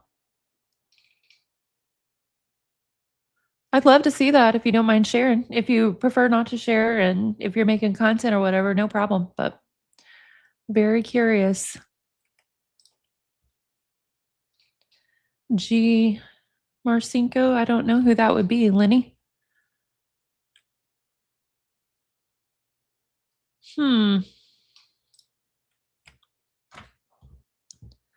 Awesome. I might do more of these morning ones because I do get up early quite a bit.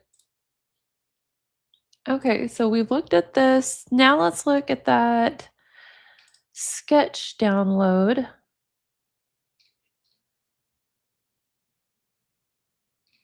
I thought it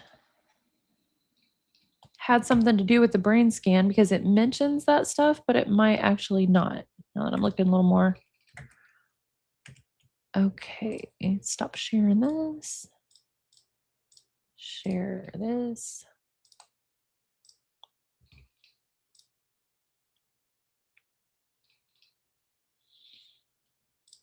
Okay.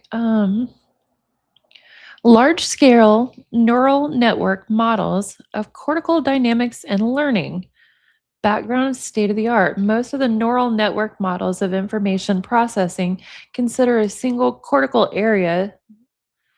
Y'all, I don't know that me reading this is going to be worth my time because y'all might understand all of this information, but I can't pretend that I do. I don't have the knowledge to completely understand what they're saying here. But Jeffrey had interest in DNA manipulation, alternative learning, quantum physics, that type of thing. And it's really strange. So like in his In that interview he did with Steve Bannon, he was saying that certain research has shown it's actually limiting to children's neural development or brain development or something like that to teach them to write because it limits the way that they communicate and that sort of thing. Yeah, Anna girl, I was wondering if this was going to turn out to be related to Elon, but it looks like it's some Asian company or investors, or maybe even from the UAE or something. I'm just guessing by their names, but they could be people that immigrated to other places. So, um, yeah, it definitely it sounds like Neuralink, but it seems like maybe it's something else before Neuralink or similar. Um, Whenever he was saying that in his interview with Bannon, that he's pretty sure that it actually limits a learning child's development for them to be taught to write. The thing that come to my mind, friends, was yeah, he doesn't want children to be able to document things. You know what I mean? Ugh. The dentist thing, Panda Butt, is related to, not Nadia, but what was the other girl's name that he was still with when he died? Crap. What was her name? Hang on. The one he was gonna marry. Epstein's girlfriend when he died. Um, Karina Shuliak. I think she was studying to be a dentist. Yeah, Karina dentist. Okay, let me show y'all why I think that. And this is a portion of the email I'm slightly uncomfortable with, not because it's the worst, it's far from the worst, but there is a word that's a slur that I didn't know about. Yeah, you probably totally did, Kathleen. Yeah. Yep, yep, yep. Um, So this word is a slur, and when I was first told about it to search it, I misunderstood. I thought it was a slur against Jewish people, but apparently it's a slur against people who aren't Jewish. And Epstein and his friends were using this here and there. And I don't know, like I said, this was a brand new word to me. I didn't know it at all. And so I don't know if it's okay to say it on YouTube or not. I don't wanna lose monetization of the stream because I like to make our donations. We love to ball. But, yeah, so I'm not gonna say it, but the word is GOY. And, here, Jeffrey sends an email to someone that's redacted, but I don't know why they redacted it because we see the reply down here. And it says, "Can you ask Donald and the GOY office the status of the dental licensure program? Karina is ready to roll. Also ask Carlton if he would like to see me today at Hangar around 2:30. We'll know definite time later." And then this lady, who is the ex first lady of the Virgin Islands and apparently politically connected, replies. Her name's Cecilia Dejean. I might be saying that wrong. I apologize if so.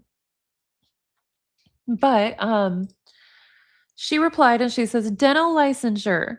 Donald says that the rules and regs are at the AG's office for review. I put a call in to Justice. They will get back with me with the name of the attorney working on the submission. Dow, I understand from Anna that your heels down time is at 2:45, and Dow said he can meet you at the hangar at that time. With warm regards, Cecile." So it sounds like, in 2015, Epstein was emailing a lot of Democrats. Oh, YouTube blocked the word? How funny. I was I guess that's good that I'm spelling it then and not saying it. But Epstein was trash talking Trump with a lot of Democrat people who seemed to believe that he was totally on their side. But whenever he needed something from the Republicans, like, he would talk to them the exact same way. I don't think he actually had an ideology. I think he said whatever he needed to whoever he needed to try and keep his money flowing, his ring going, his little system working kind of thing. But he was already trash talking Trump and making a lot of people who talked to him think that he wanted to take Trump down and that he was willing to, while he was, in the meantime, sending perfectly cordial, it sounds like, messages to Trump, checking on statuses of new regulations. Because I Googled it, and in 2015, there was a lot of regulation changes for dentist licenses out of the Virgin Islands.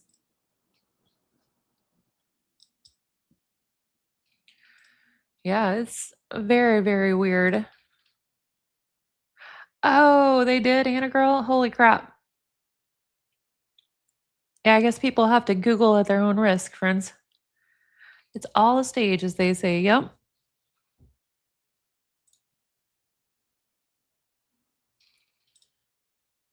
So we go back and just looking at this for that word and finding those, got some weird emails here. I'm going to read. This is 2017, July 2017. Jeffrey says, you think Larry had done something and Larry convinced Bill to blame you? No, no telling which Bill he's talking about. Maybe Bill Gates, who knows? And the unknown says, I have no idea. We have many possible scenarios. I hate not knowing, but this is still a secondary. Great seeing you as always, indeed. B is the sign off.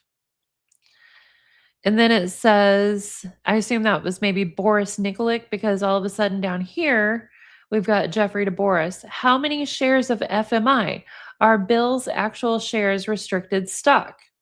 Boris says, Hi, I had some issue with my Hotmail account. There was some email of yours with some attachment or pics that go.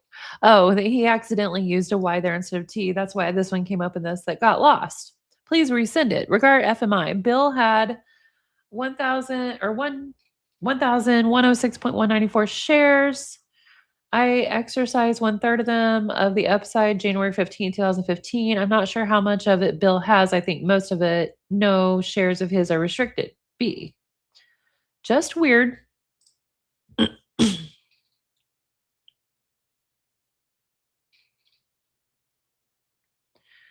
And then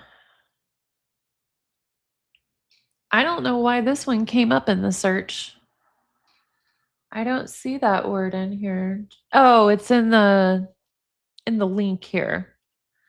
Someone named Victoria Stodden. Jeffrey Epstein emailed her and said, What's the new project? And she said, Title RC. It's with David Gellertner. Ernter. Remember how my current research has been on facilitating reproducibility in computational science? One of the main barriers is the tools. Most interactions with computers are a dialogue designed to produce answers with no regard to the future sharing of processes and workflow, i.e., being reproducible.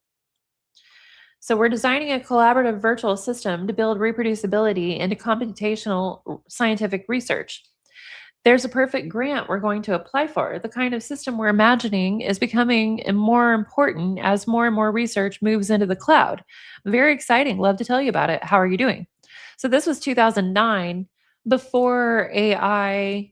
Like she said, the cloud is pretty new. Oh yeah, they're all in there. Yeah, Democrat, Republican, it doesn't matter. I hope no one has any political heroes, because the Epstein files are very likely to kill everyone's heroes. Because, like I've said before, friends, I don't care what side of the aisle y'all might feel on. I lean kind of liberal, but I have right friends. I don't think everyone who's right is the worst kind of right, and I don't think everyone who's left is the worst kind of left or anything like that.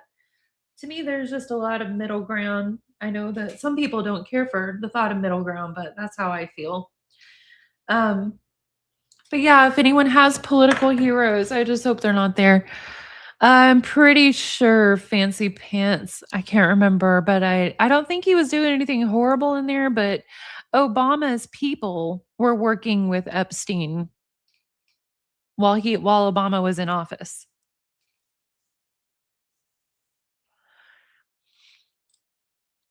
That's what I'm a little worried about, Drew. I kinda like Obama too. I don't agree with everything he did, but,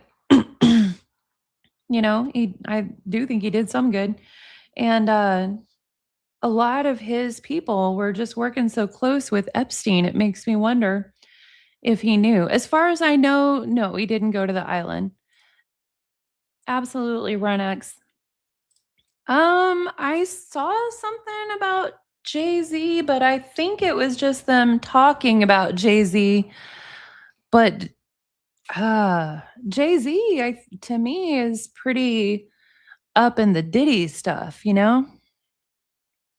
So, yeah, Elon Musk, Peter Thiel were, emailing him a lot, and apparently Elon wasn't totally lying whenever he said Jeffrey invited him to the island and he didn't go. Because towards the end, Elon did invite Jeffrey to the island, or Jeffrey did invite Elon to the island, and Elon didn't go.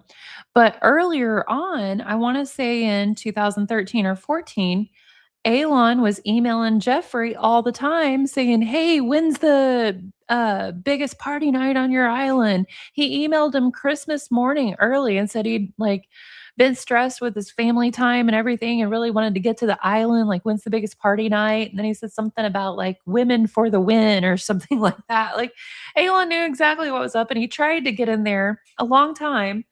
And then once Jeffrey was willing to let him, Elon was compromised because or I'm sorry, Elon knew Jeffrey was compromised by the time Jeffrey was willing to have him there. One of the emails Elon sent asking to come to the island, Jeffrey just forwarded to Ghislaine and said, "Can you deal with this?" Ghislaine emailed him and was like, "So sorry, Elon. We're not really even having parties now." Uh, Yeah, he really is embarrassing himself constantly, and he's someone that I used to like. Back in the day, back before any Trump terms or anything, Elon was making electric cars, making Tesla. It seemed like he was a person with money doing things that were going to be cool, you know? But yeah. Yeah, Ghislaine was like, "Yeah, we're the island is closed."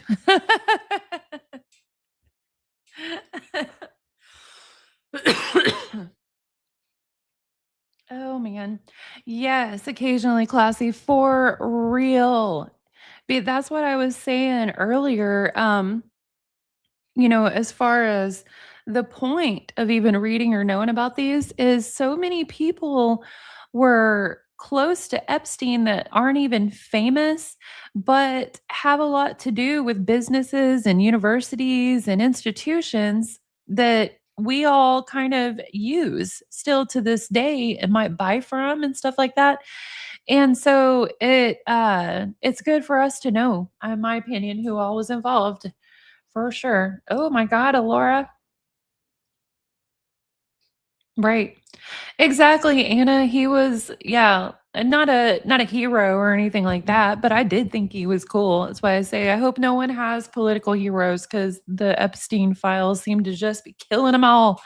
And I hope that, you know, any ones that are clinging to respectability, we don't hear more about because we need some respectable politicians. Like, my God, uh, it's to the point where a respectable politician that you think maybe doesn't lie at least part of the time, like, as opposed to all of the time, is so rare that, it makes you feel like I'd vote for someone even if I didn't agree with their ideas so much if I just felt like they were honest, like Do you actually mean what you're saying? Because if you don't, then it doesn't matter if you say the things I want to hear, you know?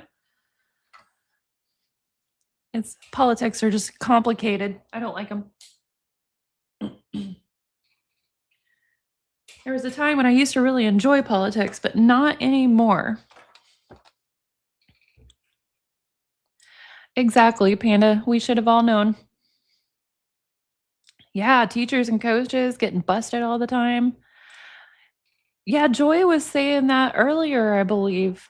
The helicopters don't have to have flight logs. So even though, the Lolita Express is bad enough, we don't even know what all he did on the helicopters. And it's really hard not to side eye some of the people who maybe didn't even participate, but just hung out with them. Because, like, I heard, hey, Debbie, I heard this one lady saying the other day in an interview that she would hear Epstein say, excuse me, friends, let me get a drink real quick.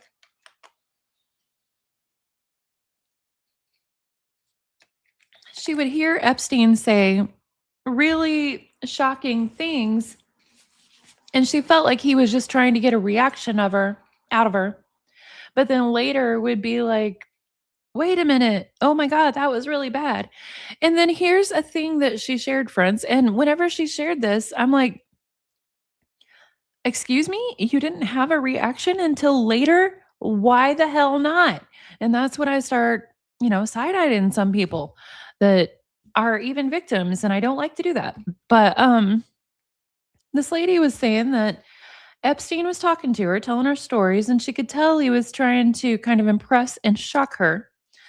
And he told her that he was, I think he said Ukraine, maybe, I can't remember, an Eastern European country, and that a trailer load of girls was brought in and that they were naked and that it was so cold that in the same way you could see puffs of steam from their mouths, from their breath, that you could see it coming from their vages as well when they would move their legs. And the girl said that she was so shocked that she just sat there in shock for a minute, going, "Oh my God, what?" And she said it wasn't until later, away from him, like the next day or something, that she thought to be like, "Wait a minute, why were the girls in a trailer?" And I'm just like, uh, why wasn't that your first question? You know what I mean? Do you know something different, Panda Butt? Did I get a detail wrong on there? Or are you just knowing the story in general? Because if I got a detail wrong, I want to correct it. But yeah, that it just made me look at her strangely because who doesn't understand right away that that's screwed up? Friends? I hope I'm not being too hard on a victim there. I don't want to be, but like, how do you not freak out about that kind of thing? Oh, okay, cool. Just making sure that I didn't get something wrong. Right, Drew? Yeah. And so he would tell people stuff like this openly because apparently he enjoyed their reactions. And I just don't understand how those people didn't immediately get out of his presence and call authorities of some sort, you know? Because how do you have someone tell you that and know how much money and power they have and not take it seriously? That was just really hard for me to understand. Very weird. I think I'm gonna get off here pretty soon. We've been on quite a bit, and Starlight will be live at 11. I'm sure all of us want to see Gypstein emails too. So let's see. It's 10:15. I'll stay on for about, hey, Witchy Poo 76. Sorry you're catching the end, and we are just about to get off. I think I'll stay on about 15 more minutes. And then awesome. Awesome, Anna. Yes, for sure. Um, and then I'll get off here. Like I said, we can all see Starlights live. Let's see. Trying to think of what to search real quick. Crispy Dandy was in here earlier. Yes, definitely Velveteen. And gave some search terms that they wanted to see, but I don't think they're in here anymore, and I can't remember. Search fear.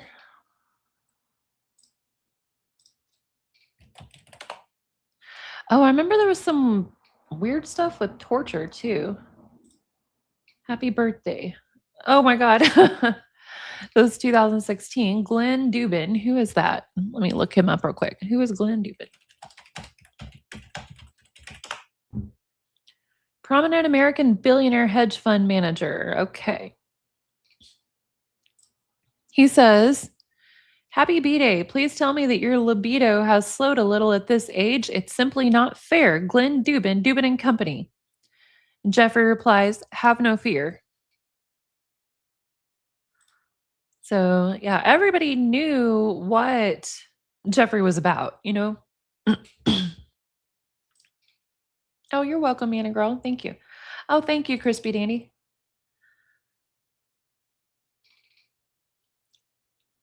Oh, man, that's a bunch. Okay. We'll do hot dogs because I heard what that one meant. Uh oh, no problem, Clara Power. Glad you're here. I'm gonna stay on for about until about 10:30 and then jump off.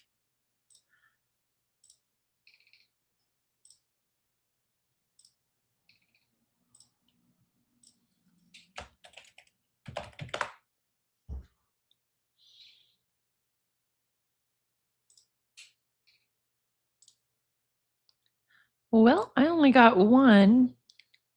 Hi, sir. Hot dogs are here. Would you like it on second or dining room?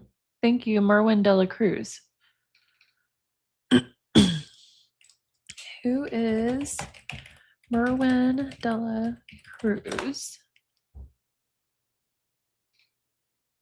Oh, Merwin Dela Cruz was Epstein's house manager for the New York house. And it looks like they testified in Ghislaine Maxwell's trial.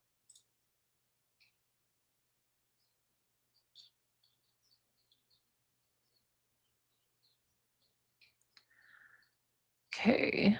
Sauce is another one. Sauce and pasta.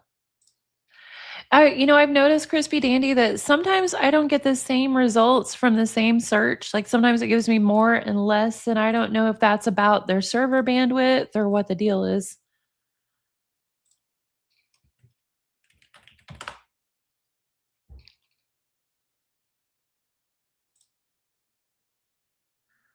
Today's classes.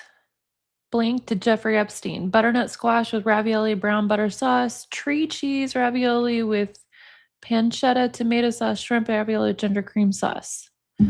Interesting, considering there was a classroom in his home plan on the opposite end of the kitchen. You know?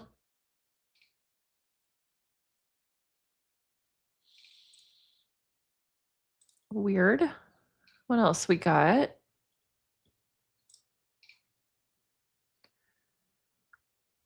Mum Wang. I don't know who this is. I'm gonna copy this name and search it real quick. See if we can find out who we're talking about.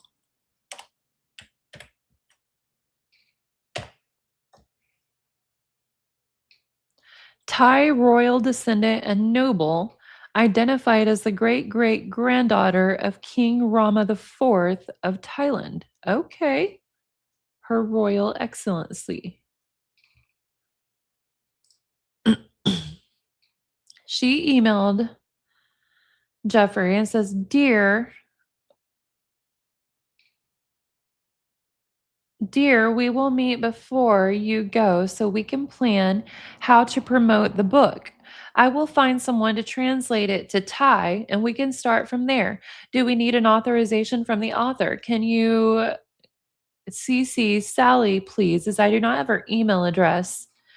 Thank you, Shelley. I look forward to do something with you and Sally.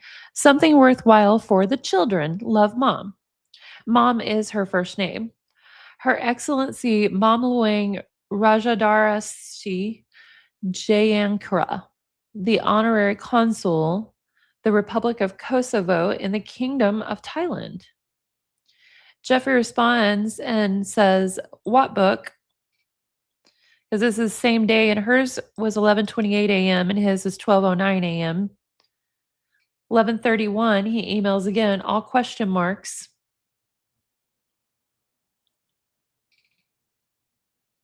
She replies and says, "The Dalai Lama, Now I Know by Sally Dvorgin, chocolate sauce book." What?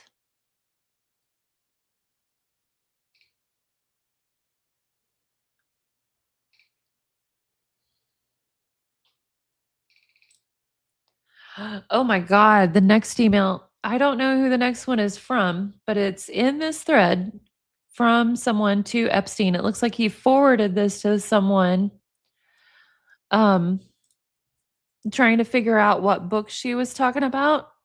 Holy hell. Okay, whoever he forwarded it to is redacted, and they replied and said, "I never suggested this. She asked what else I did and shared how much she liked the books and that we should try to do something, which I suggested could be wonderful. That's it. She doesn't seem to have anything going on with her foundation at the moment, and on the basis of how my visit was set up, I think is just trying to understand how she can be helpful.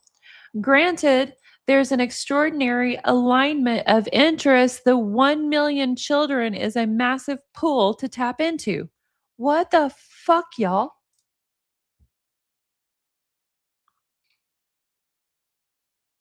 1 million children is a massive pool to tap into? What the actual fuck?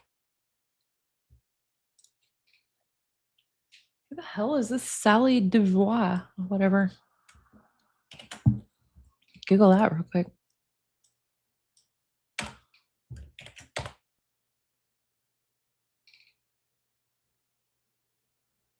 An author who left her English roots to live in the Eastern Kingdom of Bhutan, where she taught Western subjects to young Bhutanese, Tibetan, Nepalese monks. Okay, let me Google her along with Epstein. Oops, accidentally hit full screen.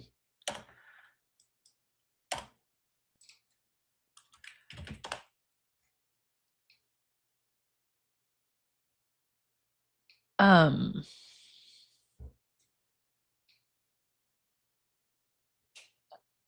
only search I get when I search her name and Epstein together. Let me show you guys this real quick because it looks like another language.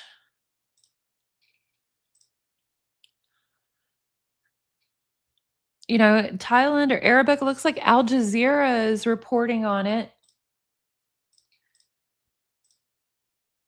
on Facebook. So when I see here, I searched her name along with Epstein, and what I get are, some Facebook posts talking about those emails, and a bunch of them are in Arabic from like Al Jazeera channel, other, I don't know what language that is. But there's not a lot on it, but she is known in other countries.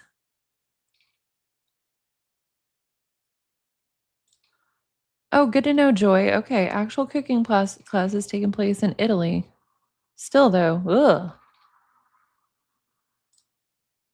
Yeah, I believe you, Witchy.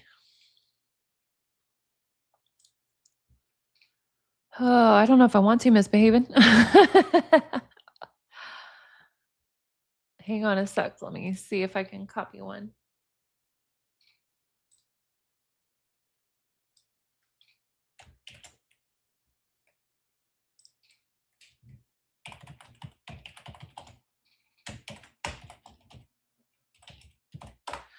translate to English.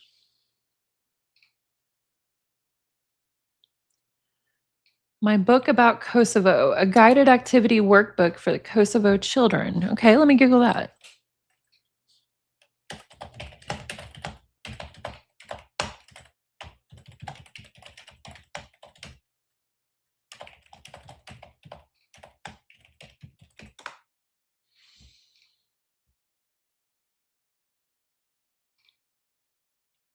Trying to see who wrote this book. My travel journal for kids.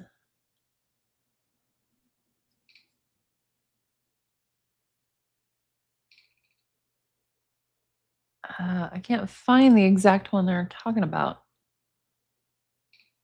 on Amazon anyway.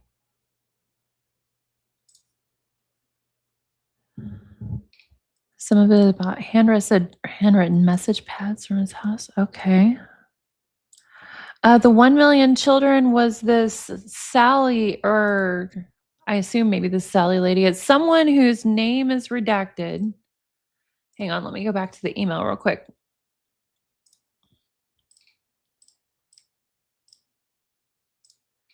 Okay, so the royal princess of a Thai royal descendant and noble had emailed Epstein about a book project. And Epstein is like, "What book?" Because she says, "Dear, we will meet before you go so we can plan how to promote the book. Find someone to translate it to Thai. We start from there. Do we need authorization from the author? You can copy Sally, please. Thank you, Shelley. I look forward to doing something with you and Sally for the children, something worthwhile for the children." And Epstein's like, "What book? Blah, blah, blah." And then somebody who's redacted replies to Epstein, and I'm assuming that this is the Sally lady, because it says, "The Dalai Lama Now I Know" by Sally Dvorak, chocolate sauce book. Hang on, let me Google this real quick. Let's see if this gives me a book. Because whoever is redacted who replied to Jeffrey said, "I never suggested this. She asked what else I did, shared how much she likes the books, that we should try and do something, which I suggested could be wonderful. That's it. She doesn't seem to have anything going on with her foundation at the moment. On the basis of how my visit was set up, I think is just trying to understand how she can be helpful. Granted, there's an extraordinary alignment of interest. The 1 million children is a massive pool to tap into." And that is just a creepy statement for someone to be making to Jeffrey Epstein. Um, Here's the book.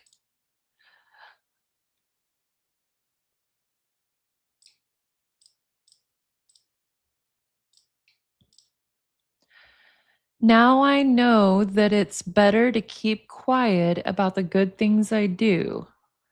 Now I Know is a series of unique and vibrant series of books for children about cultivating wholesome states of mind. The lady who wrote a book about children's wholesome states of mind was emailing Epstein. He knew her well enough to reach out to her about this royal lady talking about doing something with the book, and her to be like, "I didn't talk to her about this." But she clearly knows Epstein. Huh. And she said to him, 1 million children is a huge pool to tap into. Ugh, it's just, I'm getting upset. I've tried to keep this light. It's a horrible, hard subject to try and stay light about, but good God. Exactly, Snowflake. Yeah, even though it's talking about good things and stuff, it's just really, really horrifying. Oh my God. Wow. Crazy.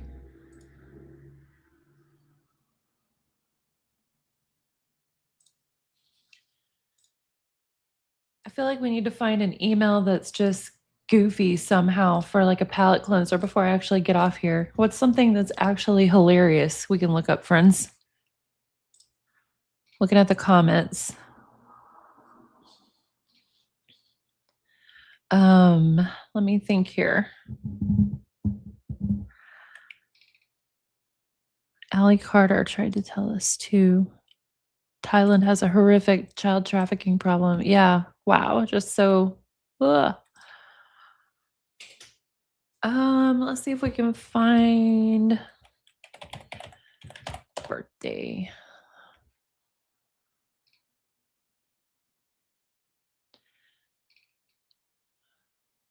There's some disturbing stuff in his birthday wishes, but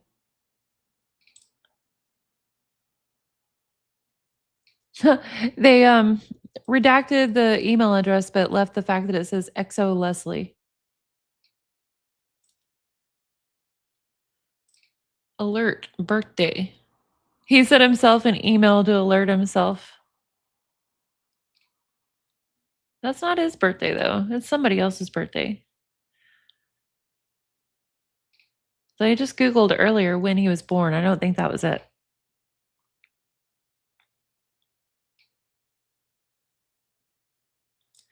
Oh, those masks. Yeah. Those were in what's her name's um what's her name's dentist practicing office, which was really strange. Wexner. Okay.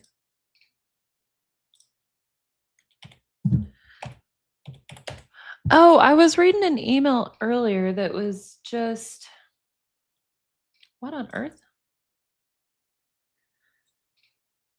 Wexer necklace, mother suicide, Sharon taxes new I'll be bankrupt, never ever in. And the subject is Wexner. And the person that it's to is redacted. That's weird.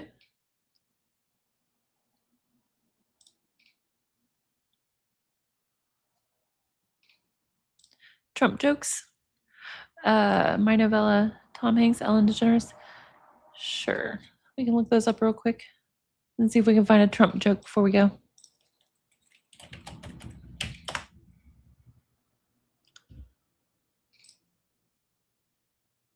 Oh, I think that was thanks, Tom, and they accidentally hit an equal sign. Dr. Thomas Magnani. This Kathy Rumler, this is she, I believe, worked for Obama. She's a prominent Democrat. And her and Epstein were like friends, hung out. Movie, yep, Bridge of Spies with Tom Hanks in the East Village. And did you like it? I thought a little too predictable, righteous, etc. Agreed. I thought the pacing was a bit slow. Yeah, they would just talk about anything. Not seeing anything with Tom Hanks right away. Okay, let me look for Ellen DeGeneres real quick.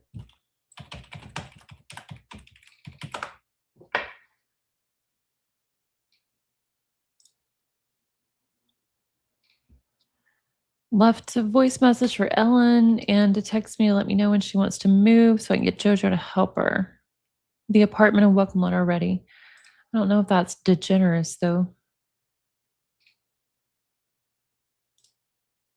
Ellen Schwartzman. There's a lot of Ellens in here and they all hit even though I searched for Ellen DeGeneres. Hang on.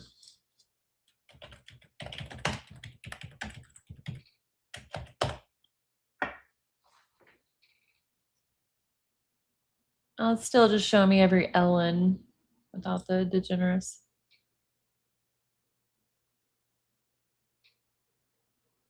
They're talking about a conference, hopefully a normal freaking conference, not anything crazy. Okay, let me look for Trump jokes.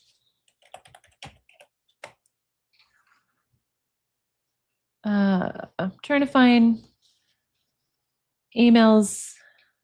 Jeffrey. Oh, wow, look at this. LHS. I don't know who that is to Jeffrey. Jeff, how plausible is idea that Trump is real cocaine user? L. He says yes. I don't know if that's true or not because Trump like famously doesn't drink or anything, but who knows? And Epstein was irritated at Trump by this point. So yeah, how funny. Let's see. Michael Wolf, NYT called me about you and Trump. Also, Hillary campaign digging deeply. Again, you should consider preempting. Good old Michael Wolf, right up there in it. Jeffrey says, I'm here today. Ehud Barak at 1. Would you like to join at 2? Ehud Barak is a former Israeli prime minister. Right. Who knows, Renex? Who knows? And exactly, Kung Fu. He did know him for years. Oh my God. Joy, I didn't even think about that. That's a rabbit hole. Oh, yeah. Trump doesn't party. Trumpona does. Michael said, had to go to a funeral of an old relative in NJ. Went back to thrift 4. What's your weekend look like? Paris, be back 5th. Few days we can do it then. Okay. Huh. Stephen Alexander to JEE vacation. A pal from Trump's military school days came out in his defense. What the author failed to mention was Peter Tickton's law license has been suspended since 2009 for unethical practice of law. Makes him the perfect character witness for the Donald, eh? Well, then there's no reply to that, so that was kind of boring. My bad. I thought there was something in there. Richard Kahn, love his negotiating style, makes him look soft after he threatened to cancel a meeting. Sorry, y'all. I'm trying to find ones where Epstein actually replies and says something because, everybody's got something to say about Trump, but we're interested in what Epstein said.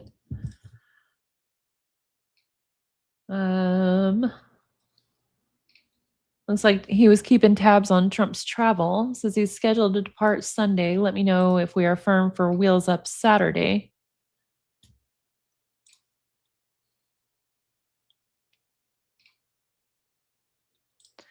Oh, somebody being rude. I think they're talking about the Women's March after the inauguration, or was it the day of the inauguration? Can't remember. That's funny, Sarah. Search Melania. Okay. I'll search Melania and Mike Pence, friends, and then I'll get off here. It's getting close to time for Starlight's Live.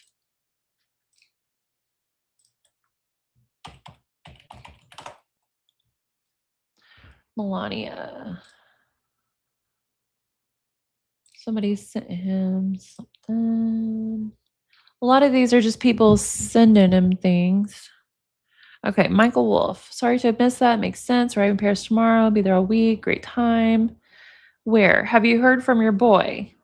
Some journalists working on a lead, a Melania boyfriend. Oi. Sun. Maybe from the Sun tabloid?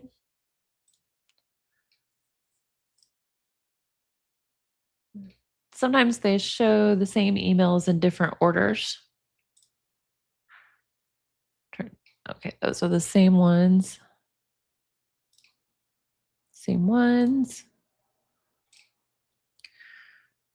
So Sommers and I talked to Trump and Melania last night. He looked and seemed very tired but upbeat.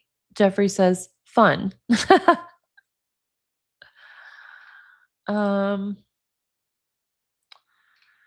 Someone sent him a link to a Daily Beast article titled, How Close is Donald Trump to a Psychiatric Breakdown? And he replies, sums it up well, needs to add Melania, pressure, C2, BB indictment, Jared money grubbing, C2 recipe for tragedy. That was to and from Steve Bannon. Jeffrey talks in such broken bits, like he can't be bothered to finish a sentence and, just can't be bothered to spell right and stuff for all these little peasants that are writing him, even when it's royalty and whoever, he considers everyone beneath him. It's really obvious. Agree, Anna. Agree. Okay, friends. Well, I am going to go ahead and end this here, but I'm going to do more of these. And like I said, I've been digging deep into Ghislaine Maxwell's parents and Ghislaine. And so I've got more interesting stuff to present. We can all talk about on that. So I'm gonna go ahead and end here. Hope everyone's having a good day, and I really appreciate y'all being in here with me whenever it was kind of a surprise and unexpected, but definitely gonna do more early morning lives. So have a good day, friends. See you soon.